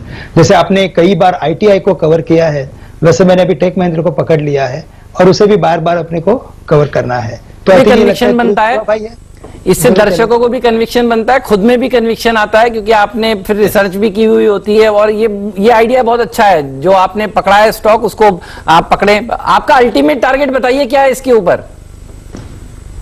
मुझे लगता है हेमंत जी अपने प्रीवियस हाई को क्रॉस कर लेगा और उसका रीजन ये है कि जो फॉर्मेशन के साथ ये टर्न हुआ है ये क्लियरली इंडिकेट करता है कि ये काफी स्लोली ऊपर जाएगा लेकिन इवेंचुअली ये अपने 840 850 के टारगेट को क्रॉस करेगा। तो अल्टीमेट टारगेट आप पकड़ लीजिए कि जो उसका प्रीवियस हाई था 840 वो। और जैसा शंकर शर्मा जी ने बताया था कि अभी मार्केट में तेजी किधर हुई, अभी भी हम लोग 12,500 से काफी नीचे हैं और यहाँ पे जब 12,500 क्रॉस करेगा तब तेजी बनेगी। तो वैसे ही स्टॉक की कुछ बात है। 850 वाला स्टॉक अभी भी आपको 740 में मिल रहा है, अभी भी आप बाय कीजिए क्योंकि ये 850 के ऊपर ये कलर दिखाना चालू करेगा और फिर शायद ये 1000 के लेवल्स को भी छू ले। तो करंट लेवल से डेफिनेटली हम टेक महिंद्रा को बाय करके चलेंगे। शंकर शर्मा साहब की बात करी तो उनका बयान आपको एक बार फिर से जिन दर्शकों ने नहीं सुना सुनाते हैं। आज सुबह 10:10 पर वो हमारे साथ जुड़े थे। देखिए हर रोज हम एक बड़े शख्सियत को अपने चैनल पर सुबह मॉर्निंग्स में ला रहे हैं, जरूर देखा करिए। कल समीर अरोड़ा साहब हीलियस कैपिटल के थे सुबह हमारे साथ, रामदेव अग्रवाल साहब का बयान हमने आपको सुनवाया। देखिए ऐसे बाजार में आपके अंदर कॉन्फिडेंस आना जरूरी है। शंकर शर्मा साहब ने भी देखिए यही कहा है कि उन्होंने अपने करियर में देखिए पिछले 25-30 सालों में इससे ज्यादा लॉजिकल तेजी नहीं देखी है। तो सुनिए वो बयान, उससे आपके अंदर कॉन्फिडेंस आएगा क्योंकि 11,500 के करीब आपको ज्यादा कॉन्फिडेंस की जरूरत है। और हर रोज कल भी एक नए मेहमान और बड़े चेहरा आप जरूर देखेंगे पहला सौदा और 10 के दमदार ट्रेड्स में। लेकिन सुनिए पहले उन्होंने क्या कहा। आज पहली बार मैंने अपने तजुर्बे में 30 साल के एक बुल मार्केट देखा है जिसमें कि pure I can justify every single stock वो क्यों कहां पर है, जो कि मैं पहले नहीं कर पाता था, कभी भी किसी भी तेजी में नहीं कर पाया इस बार। बल्कि मैं ये कहूंगा 2009 में जो तेजी की शुरुआत हुई वापस, जो 2008 के मंदी के बाद 2009 अप्रैल मई जून में आपको याद होगा बहुत बड़ी तेजी आई थी और वहां से मतलब एक न्यू बुल मार्केट स्टार्ट हुआ था।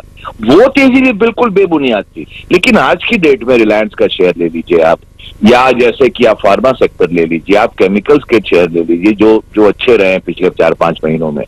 आप किस कंपनी के नतीजे के साथ में कह सकते हैं कि अभी कंपनी का शेयर नहीं चलना चाहिए था?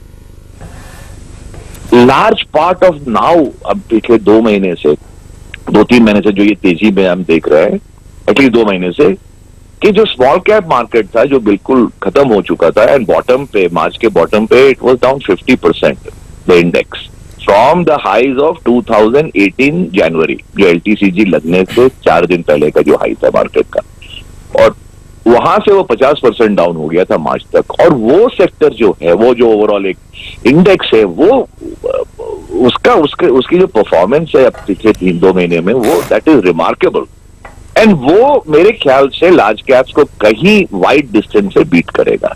रियल तेजी यहां पर उनमें है जो रिकवरी, जो बेनिफिशियरीज है इस पर्टिकुलर प्रॉब्लम्स के, केमिकल्स है बेनिफिशियरीज, फार्मा इज बेनिफिशियरी, जो भी आप बोलिए, टेलीकॉम टेक्नोलॉजी इंडिया में खास नहीं है, लेकिन वो है, वो बेनिफिशियरीज है। फिलहाल 70-80% वहां रखिए, और ये चुनिंदा कुछ बैंकिंग, फाइनेंस, एनबीएफसी, अगर आपको अपॉर्चुनिस्टिक ट्रेड खेलना है तो उसमें बेशक खेलिए, कोई उसमें कोई दिक्कत नहीं है।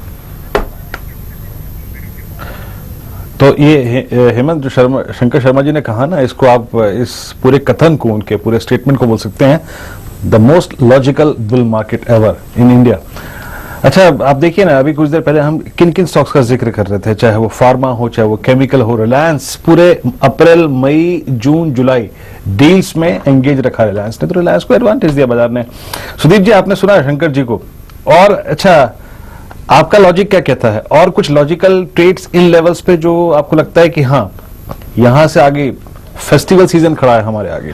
आपने देखा अभी कुछ देर पहले हेवल्स की प्राइस परफॉर्मेंस, देखा आपने ऑटो को क्या बाजार एडवांटेज दे रहा है। फेस्टिवल सीजन को मद्देनजर रखते हुए अगर कुछ एक स्टॉक पिक करना हो तो वो क्या पिक करेंगे आप? वीरू जी, स्टॉक का जिक्र कर रहा था, वो मैं फिर दोहराऊंगा। बजाज इलेक्ट्रिक, ये कंज्यूमर ड्यूरेबल, छोटा वैल्यू का, रूरल में अच्छा डिस्ट्रीब्यूशन नेटवर्क है, यहाँ पे जरूर खरीदारी की जा सकती है। वी गार्ड का मैं जिक्र करूंगा, similar profile, southern part of India में अच्छा नेटवर्क है, यहाँ पे आप फोकस कर सकते हैं।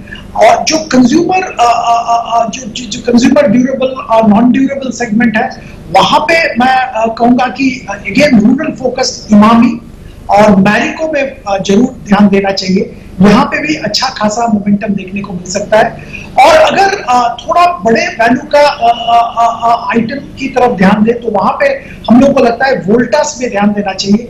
ये भी मिनी छोटे एसीज बनाते हैं, और इनके प्रोडक्ट्स भी नेटवर्क के जरिए रूरल इंडिया में बहुत अच्छा डिस्ट्रीब्यूशन होता है। और तीसरा सेगमेंट जिसका मैं जिक्र करूंगा, मैंने टू व्हीलर का बात किया, यहाँ पे भी ध्यान दिया जा सकता है, दोनों हीरो मोटोकॉर्प और बजाज ऑटो पे ध्यान दिया जा सकता है। हाँ, मुझे जानते हैं हेमंत, मुझे याद आ रही थी कि कहते हैं राजेश जी की उस कॉल की, मेरे ख्याल से मुनाफे का मोदक था एशियन पेंट्स 1998 डे हाई पर, और याद रखिए it's an all time high for Asian paints. यानी वो जो कॉल दी थी राजेश जी आपने, बेहतरीन चली, गजब, यही मानिए बेहतरीन चली, और ये फेस्टिवल सीजन अगर आप देखें शुरू होने से पहले ही इसने अपना ऑल टाइम हाई छू दिया। हेमंत, क्या गजब का मूव दिया एशियन पेंट्स ने। बिल्कुल सही कह रहे हैं, 2000 स्क्रीन पर। बिल्कुल, तो पेंटिंग एक्टिविटी जनरली दीपावली से पहले देखिए देखने को मिलती है। 14 नवंबर को है दिवाली, ज्यादा दूर नहीं है, 1.5 महीना ही बचा है वीरू बाप, और दिवाली से पहले हम लोगों ने कहा है 12,000 आपको निफ्टी पर देखने को मिलेगा, तो अब ज्यादा समय नहीं है। देखिए आज आपको नीरज इस समय नजर आ रहे हैं गुलाबी रंग की शर्ट में, और राहुल शर्मा जी से इनकी शर्ट का कलर बिल्कुल मैच होता हुआ। अब तो नीरज आपको बताएंगे थोड़ी देर में कि कौन सा वो स्टॉक है जो इस समय इनके पिटारे में है। कल का खिलाड़ी आज का वक्त हो चुका है। उससे पहले एक बार स्टॉक 2020 की टीम दिखाई डॉक्टर स्टॉक 2020 में जनरली देखिए सुबह 7:30 बजे मुकाबला होता है। 10:10 पर नीरज एक नया खिलाड़ी आपके सामने पेश करते हैं, और नया खिलाड़ी भी देखिए कमाल दिखाता है, और उसके बाद एक कल का खिलाड़ी आज भी पेश होता है, और वो होता है 3:15 बजे के बाद कभी भी। तो बिल्कुल देखिए तैयार है डॉक्टर साहब, दिखाइए एक बार टीम, देखते हैं टीम किस तरह का प्रदर्शन दिखा रही है। तो देखिए ये वो स्टॉक्स थे जो मैंने आज सुबह अपनी टीम में शामिल किए थे। 3.5% ऊपर कोल्टे पाटिल ब्रिगेड में 3% की तेजी। पूर्वांकर आज इंफ्रास्ट्रक्चर और कंस्ट्रक्शन से जुड़ी हुई कंपनियों के ऊपर फोकस था, और नीरज की टीम भी एक बार प्लीज ले आइए, देखते हैं वहां पर किस तरह का प्रदर्शन देखने को मिल रहा है। तो बहुत शानदार खिलाड़ी उन्होंने भी देखे सुबह उतारे थे। अडानी पावर में 7% की तेजी, ऑल कार्गो तो खुलते ही अपर सर्किट पर लग गया। इस हफ्ते दरअसल इस कंपनी की बोर्ड की मीटिंग होने वाली है, और बोर्ड की मीटिंग में यह तय होगा कि यहाँ पर जो डीलिस्ट कराना है वो किस भाव पर कराना है। और मुंजाल ऑटो, हाँ मुंजाल शोवा में 10% का सर्किट लगा, इसने भी 7% की रैली दिखाई। ग्लोबल स्पिरिट 5% के अपर सर्किट पर ही इस समय लॉक्ड है। अब ज्यादा इंतजार नहीं करवाऊंगा, नीरज थोड़ा हिंट तो दीजिए या सीधे शेयर का नाम बताएंगे? ट्वीट वगैरह कर दिया आपने, ये भी बताइए पहले। बिल्कुल मैंने ट्वीट कर दिया है। अरे तो बताइए फिर। और ज्यादा इंतजार नहीं, क्यों हिंट विंट के चक्कर में हाँ समय बताइए, नाम बताइए। चलिए सीधे आपको बताता हूँ। साउथ की कंपनी है और बहुत ही बड़े ग्रुप से बिलोंग करती है। कंपनी का नाम है ट्यूब इन्वेस्टमेंट। ओके। और इसको हमने इसलिए चुना है क्योंकि इसका डेटा जो है बहुत ही इंटरेस्टिंग है और डेटा देख के आपको मजा आ जाएगा, तो इसलिए इसको चुना है।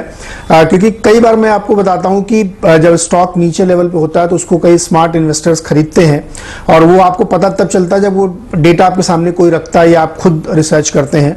तो इसलिए लिया। पहले समझ लें कंपनी क्या करती है। देखिए बहुत ही प्रोमिनेंट साउथ की मुरुगप्पा ग्रुप की कंपनी है और इसने जो है अपने जो डिवीजन अभी हाल फिलहाल 2-3 साल पहले इसका डिमर्जर हुआ, तो ये 3 सेगमेंट में खास तौर पे काम करते हैं। इंजीनियरिंग में काम करते हैं, बाइसिकल सेगमेंट में काम करते हैं और ऑटो इंसनरी के लिए भी कल पुर्जे बनाते हैं। और ये इस 3 सेगमेंट की कंपनी है। बैलेंस शीट बहुत ठीक ठाक लग रही है। लास्ट क्वार्टर में थोड़ी दिक्कत आई थी, उस वजह से थोड़ी मुश्किलें हुई, लेकिन बहुत ही इंटरेस्टिंग था। जब वो स्टॉक नीचे आया तो इसमें बहुत लोगों ने भर की खरीदारी करी। FY19 की क्लोजिंग इनकी करीब 5800 करोड़ के रेवेन्यूज के साथ थी, 240 करोड़ का प्रॉफिट। और FY20 में इन्होंने 4750 करोड़ करी, क्योंकि जो 4th क्वार्टर था वो बहुत इंटरेस्टिंग नहीं गया था। क्वार्टर 1 जो अभी इन्होंने क्लोज किया है उसमें भी ठीक ठाक है, 450-500 करोड़ के रेवेन्यूज और नुकसान दिखाया। देखिए एकदम सिंपल लॉजिक है, इसलिए नुकसान दिखाया है। लेकिन बहुत अच्छी बात इन्होंने की, इनकी बैलेंस शीट अगर आप पढ़ेंगे 350 करोड़ का कर्जा उन्होंने उतार लिया है। तो ये बहुत पॉजिटिव है किसी भी कंपनी के लिए इस माहौल में। अब मैं जिस डेटा की बात कर रहा हूं मैं आपको उसकी तरफ ले चलता हूं, क्योंकि वो बहुत ही दिलचस्प है। डेटा दिलचस्प ये है ट्यूब इन्वेस्टमेंट में कि इसमें बहुत सारे FIIs ने और बहुत सारे म्यूचुअल फंड्स ने खूब सारी खरीदारी करी है पिछले लास्ट 1-2 क्वार्टर के अंदर। आप इंटरेस्टिंग देखिए इसमें कि जो मैं जिस डेटा की मैं बात कर रहा हूं उसमें FIIs का हिस्सा बढ़ा है करीब 4% दिसंबर क्वार्टर से लेकर के अब तक, यानी पिछले 6 महीने में उन्होंने अपनी हिस्सेदारी बढ़ा के 18.2% कर ली है, जो कि काफी ज्यादा है, बढ़ी है। और अगर आप पिछले 1 साल में देखेंगे तो उन्होंने करीब 7% अपनी हिस्सेदारी बढ़ाई है और म्यूचुअल फंड ने भी बढ़ाई है। तो जो शेयर होल्डिंग पैटर्न आप उसमें देखेंगे तो आपको ये दिखेगा कि बड़े इन्वेस्टर्स ने मौके का फायदा उठाया और जब ये स्टॉक नीचे आया तो इसको खूब जम के खरीदारी करी। दूसरा और एक और इंटरेस्टिंग डेटा आपको देता हूं जिससे आपको मजा आ जाएगा देख के। जो मैं आपको हमेशा बताता हूं कि इसमें डिलीवरीज कितनी हुई है, तो डिलीवरीज का डेटा एक्चुअली बहुत ही इंटरेस्टिंग है। इसमें डिलीवरीज पिछले 2 महीने की देखिए, जिसके पास भी इस तरह का सॉफ्टवेयर हो वो खोल के देखे, एवरेज 60% और बीच बीच में 93-95% तक की डिलीवरी उठी है। और 15 जुलाई से अगर आप देखेंगे तो अब तक इसमें लगातार 60% डिलीवरी ली गई है। और वो डिलीवरी जब ली गई थी तब इसका प्राइस था 500 रुपए, रादर मैं कहूं तो 450 के आसपास है और इस प्राइस तक कंटिन्यूअस बाइंग की गई है।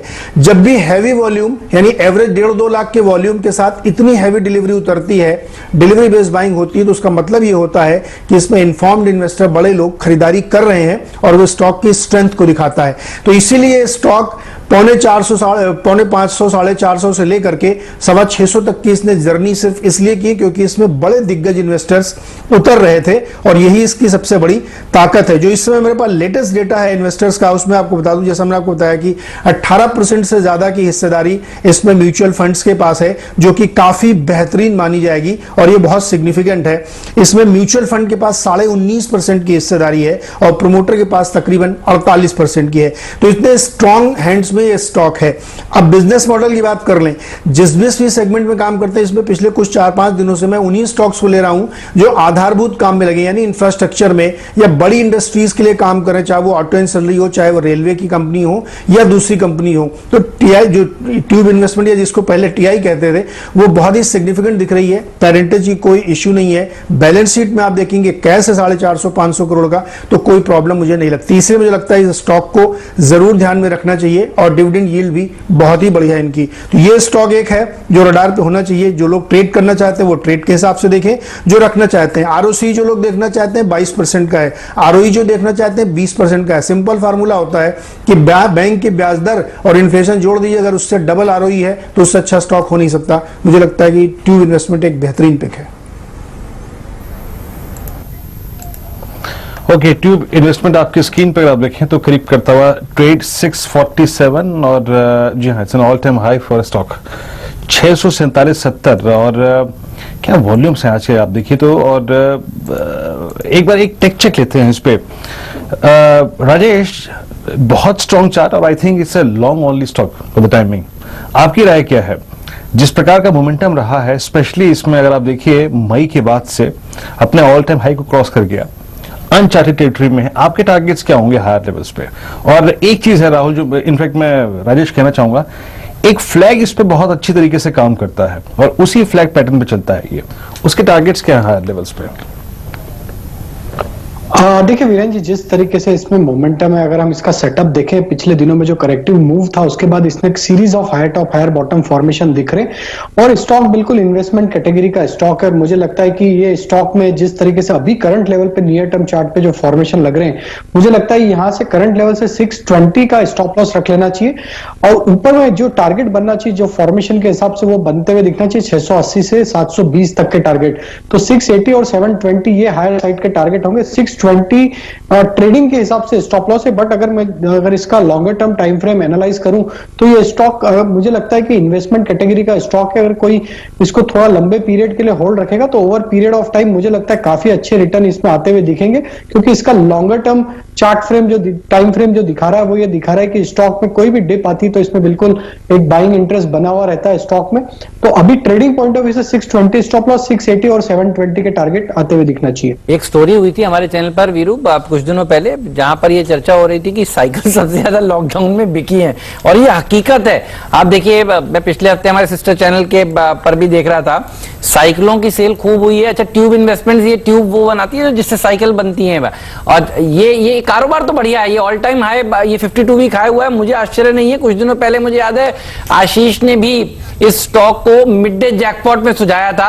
ये स्लो एंड स्टेडी मूवर है और ये स्टॉक धीरे धीरे धीरे करके बढ़ता है। मेरे ख्याल में श्रीकांत जी के रडार पर होगा। श्रीकांत जी, मुरुगप्पा ग्रुप की कंपनी ट्यूब इन्वेस्टमेंट्स, और आई एम श्योर इसकी साइकिल वगैरह भी आप हमने सबने चलाई होगी। बताइए चार्ट्स कैसे लग रहे हैं आपको इसके?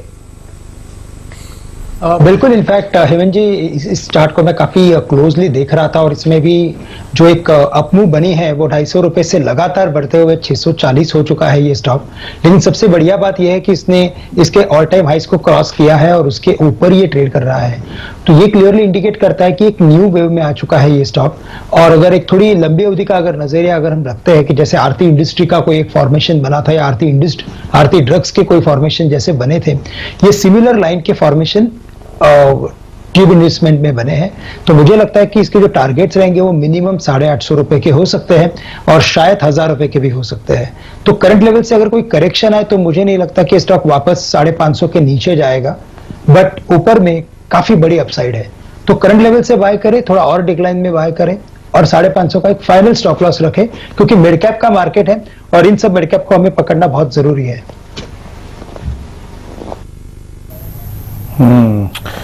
ट्यूब इन्वेस्टमेंट्स आपकी स्क्रीन पे 637 इट्स अ बाय। और याद रखिए, इस बीच हमने जो पिछले 20-25 मिनटों में जितने भी स्टॉक्स पे बात की थी उसमें बजाज फाइनेंस, इसको हमने पकड़ा था करीब 3615 पे और अब आपकी स्क्रीन पे 3653 हो चुका है। स्क्रीन पे आप देखें तो करीब 45 रुपए बढ़ गया है ये, और सॉरी 35 रुपए बढ़ गया है।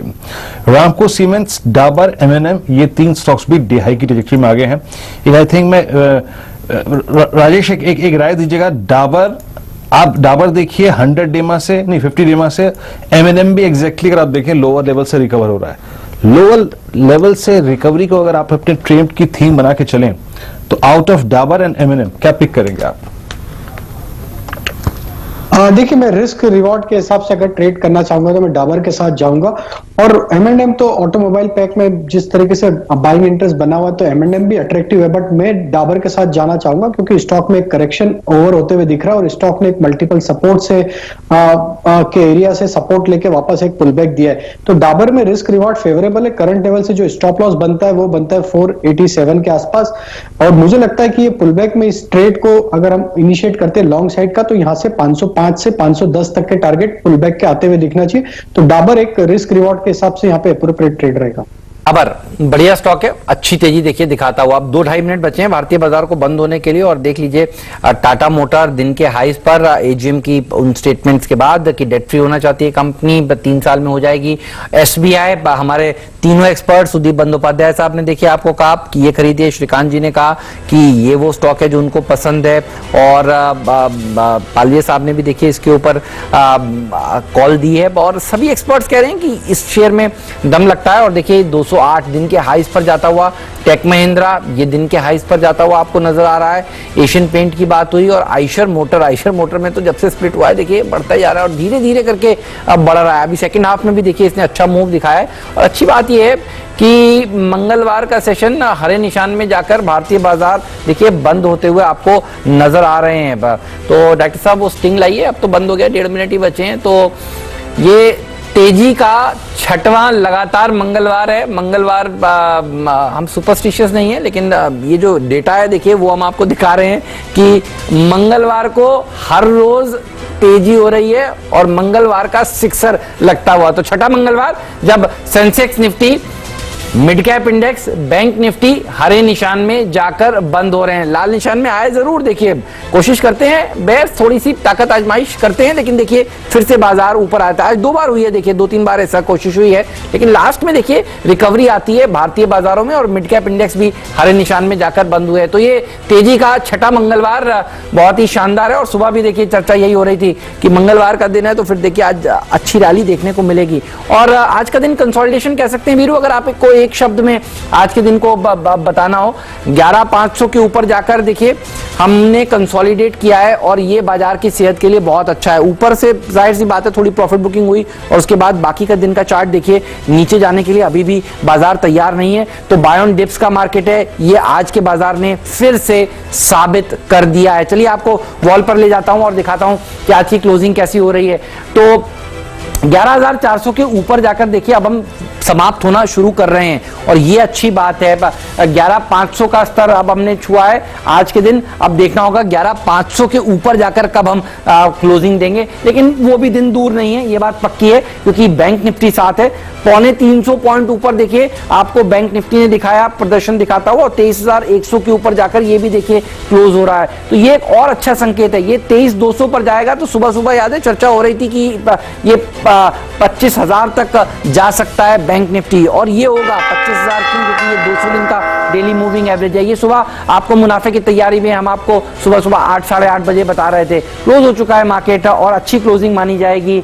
हाईज पर जाकर आप हरे निशान में बने रहें, इससे बड़ी बात हो नहीं सकती, और देखिए वैसा ही होता हुआ नजर आया है। बैंक निफ्टी अगर आज इतना मजबूत नहीं होता तो शायद ये होना मुश्किल हो जाता। पूरा चार्ट दिखाइए डॉक्टर साहब, एक बार देख लेते हैं कौन कौन से स्टॉक्स ने आज बढ़िया प्रदर्शन दिखाया है। तो हीट मैप लाइए, हमने सुबह भी देखिए हीट मैप के साथ शुरुआत की थी, और ये देखिए टाटा मोटर्स, इस पर कल से बात हो रही है। कल आखिरी सौदा में आपको बताया गया आपकी एजीएम है, आज सुबह सुबह बताया गया कि एजीएम से पहले आपको तेजी करनी चाहिए, और एजीएम में स्टेटमेंट्स देखिए पॉजिटिव निकल कर आया कि यहाँ पर जो ये कंपनी है वो दरअसल आगे 3 साल में डेट फ्री हो सकती है। चंद्रा साहब का वो बयान, और ये भी भागा, टाटा मोटर का डीवीआर भी भागा।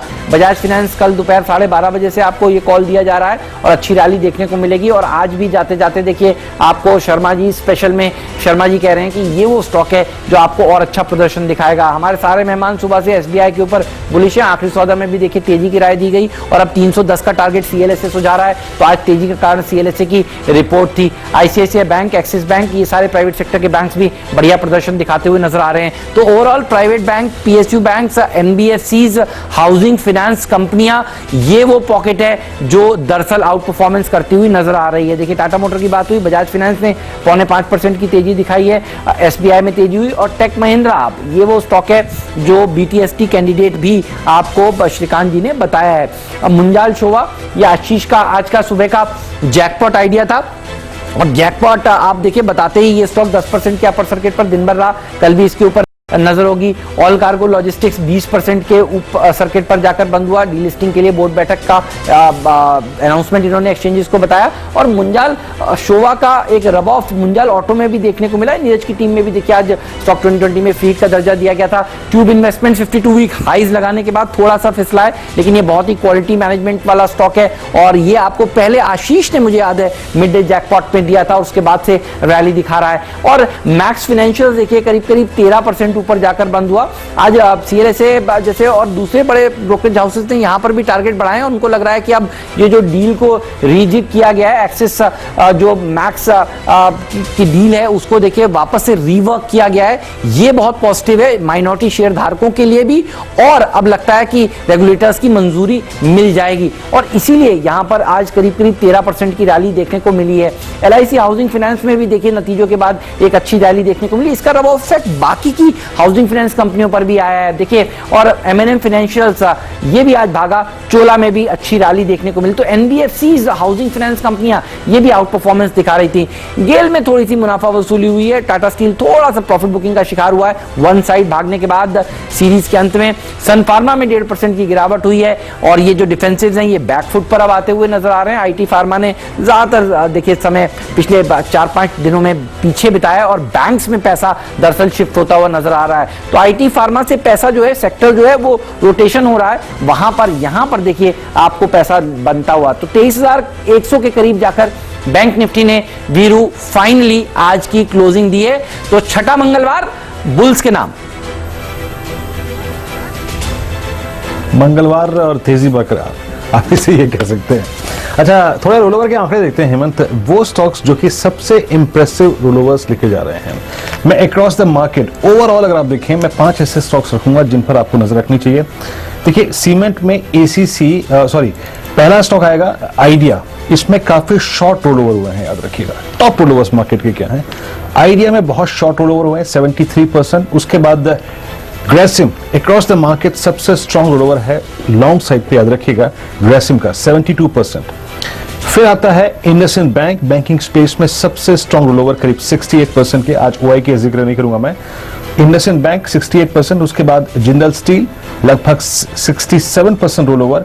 जेएसडब्ल्यू स्टील देखिए मेटल्स में पिछले लास्ट 2 दिन से टर्बुलेंस है बट स्टिल रोलोवर्स काफी स्ट्रॉन्ग है। JSW steel 67%। बैंकिंग में आईडीएफसी फर्स्ट बैंक दूसरा और एनबीएफसी में अगर आप देखें और इंश्योरेंस कंपनी का बास्केट उसके बाद आता है। आईसीआईसीआई प्रू करीब 59% और केमिकल स्टॉक्स में टाटा केमिकल करीब 59% रोलोवर और साथ ही साथ कोटक महिंद्रा बैंक 57 और एलआईसी हाउसिंग फाइनेंस 57% रोलोवर्स। तो ये कुछ अगर आप देखें बैंक्स, मेटल्स और साथ ही साथ केमिकल स्टॉक्स थे जिन पे काफी स्ट्रॉन्ग रोलोवर था। बहुत बहुत शुक्रिया राहुल, आप इस कार्यक्रम में शामिल हुए। श्रीकांत आपका भी इस कार्यक्रम में शामिल होने के लिए, सभी स्टॉक्स इंडेक्सेस पर याद रखने के लिए। और सुदीप जी आपका भी और श्रीकांत जी आपका भी। हेमंत, आज की जो थीम थी जिसके आधार पर टीम बनाई थी आप लोगों ने, आपने और नीरज ने, रिटर्न्स कैसी रही आज की? देख लेते हैं, दिखाइए डॉक्टर साहब एक बार रिटर्न्स जल्दी से। स्टॉक 2020 का मुकाबला हर रोज देखा करिए 7:30 बजे सुबह। नीरज और मैं आपको बताते हैं 10-10 खिलाड़ी जो इंट्राडे में आपको बढ़िया पैसा बनाकर दे सकते हैं। तो मुकाबला आज बड़ा इंटरेस्टिंग था। 4% की रैली देखी नीरज की टीम ने दिखाई है और 1.25% की तेजी मेरी टीम ने 1% के आसपास कह सकते हैं आप। लेकिन दोनों की टीम्स मिलाकर देखिए तो बढ़िया दिन साबित हुआ। ऑल कार्गो 20% के अपर सर्किट पर जाकर बंद हुआ। मुंजाल ऑटो 5% ऊपर, अडानी पावर 5% ऊपर और ग्लोबल स्पिरिट में भी सर्किट 5% का चिपक कर देखिए सुबह ही लग गया था। नतीजे बहुत बढ़िया पेश किए थे इस कंपनी ने। और मेरी टीम आ गई लीजिए, तो मेरी टीम में मोटा मोटी आपको वो कंस्ट्रक्शन और रियल एस्टेट वाला प्ले नजर आ रहा था और ये तमाम स्टॉक्स हैं जो आज सुबह सुबह सुझाए गए थे। अच्छा प्रदर्शन दिखाया इन्होंने आज के सत्र में। लेकिन चलिए आज का बाजार यहीं समाप्त होता है, लेकिन कमोडिटी बाजार तो खुला हुआ है। पूरा अपडेट आपको देंगे कमोडिटी बाजार का क्या है हाल।